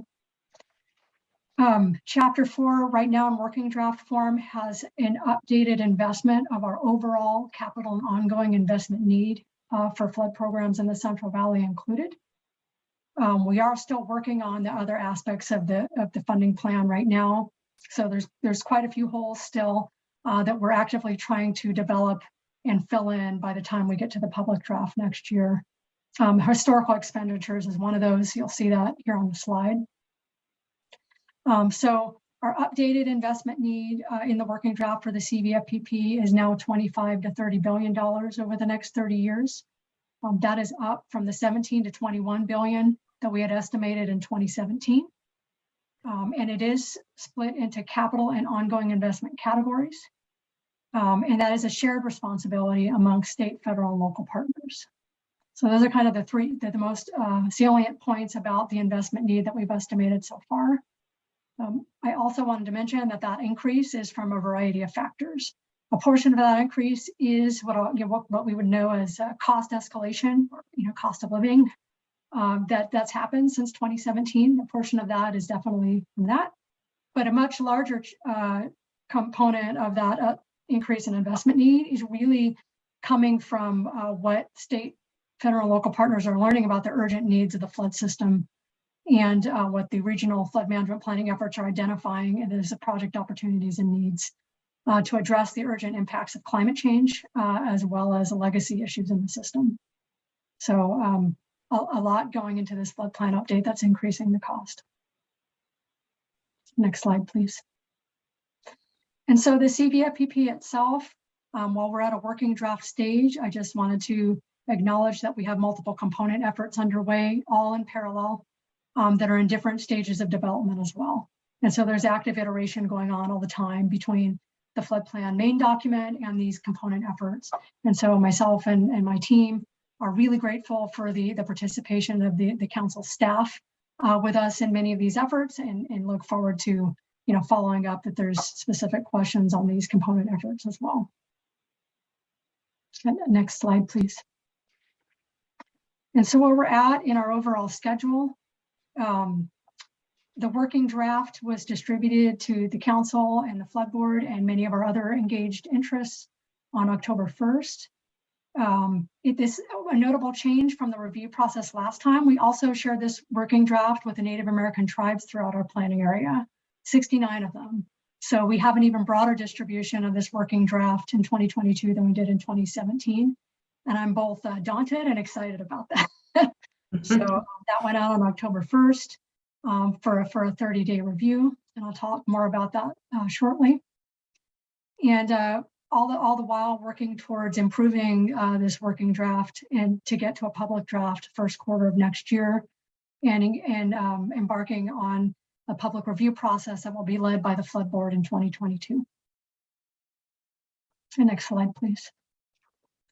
And so, as I mentioned, the review of our working draft is ongoing.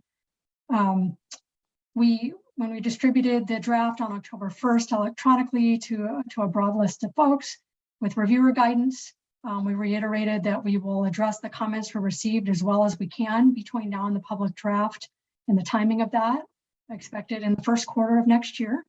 But that any comments that come through that are particularly challenging, we're not able to address in that time frame, we are committed to continuing the dialogue to try to address them through the public process in 2022. And so comment period close of business Monday, November 1st. And I just saw today that we've already received comments from council staff. So Dan Constable, thank you very much. Received your comments yesterday, and we look forward to going through them and continuing to work with you. It's very helpful to receive feedback early. And so getting that feedback yesterday was well appreciated by myself and the team. Thank you. Next slide, please. And so we have a lot of engagement and briefings going on. You'll see that the presentation today near the bottom of the slide. Thank you for having me. In addition to presenting to you, we've been, as you can see, meeting with a number of other groups with interested in flood management in the Central Valley. Concurrently, we are briefing, we call these our briefings to elected officials that are ongoing in October and will continue in November. Some of those are boards of supervisors. Some are smaller group meetings with individual supervisors, consistent with our overall engagement approach of the 2017 plan, where we had those types of briefings and found them extremely valuable. So we're conducting elected briefings as well right now, and others to be determined. If there are other groups we need to be briefing or meeting with, our ears are open, our doors are open to kind of hear that kind of feedback as well, to get out there and get the best input and feedback that we can. Next slide, please. So with that, thank you very much for having me, and any questions or comments I can take. All right. Thank you, Mary. Any questions or comments from council members?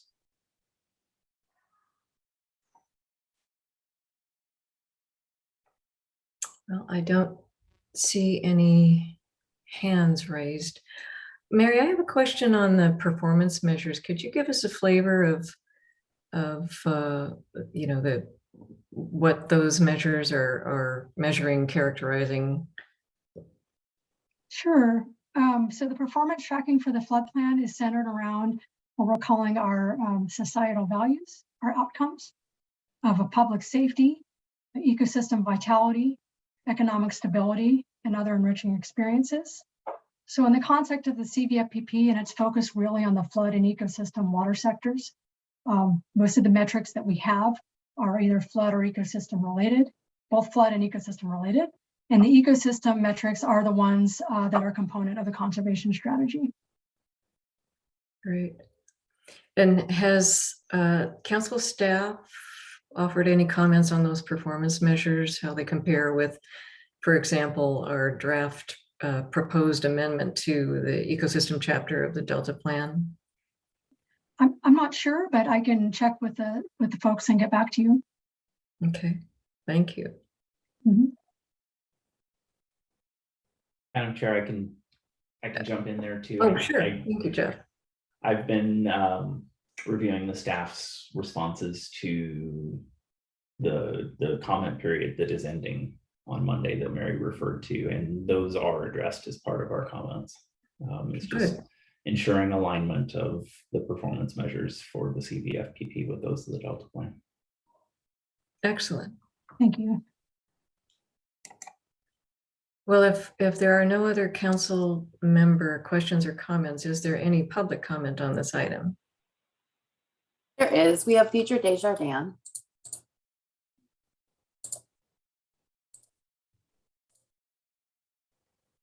Thank you, Deirdre Desjardins from California Water Research. And I wanted to thank the Department of Water Resources and Central Valley Flood Protection Board staff for all their work on this incredibly important plan.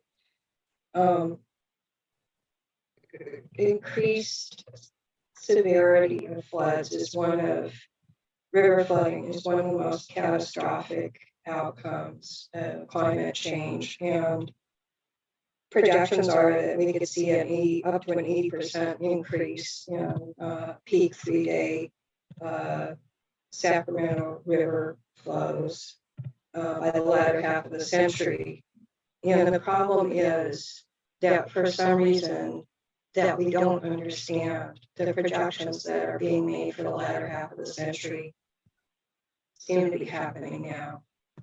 And there may be nonlinear feedbacks that are not captured in our climate models. The recent extreme floods in Europe are very concerning, and a number of prominent climate scientists have raised concerns about the modeling.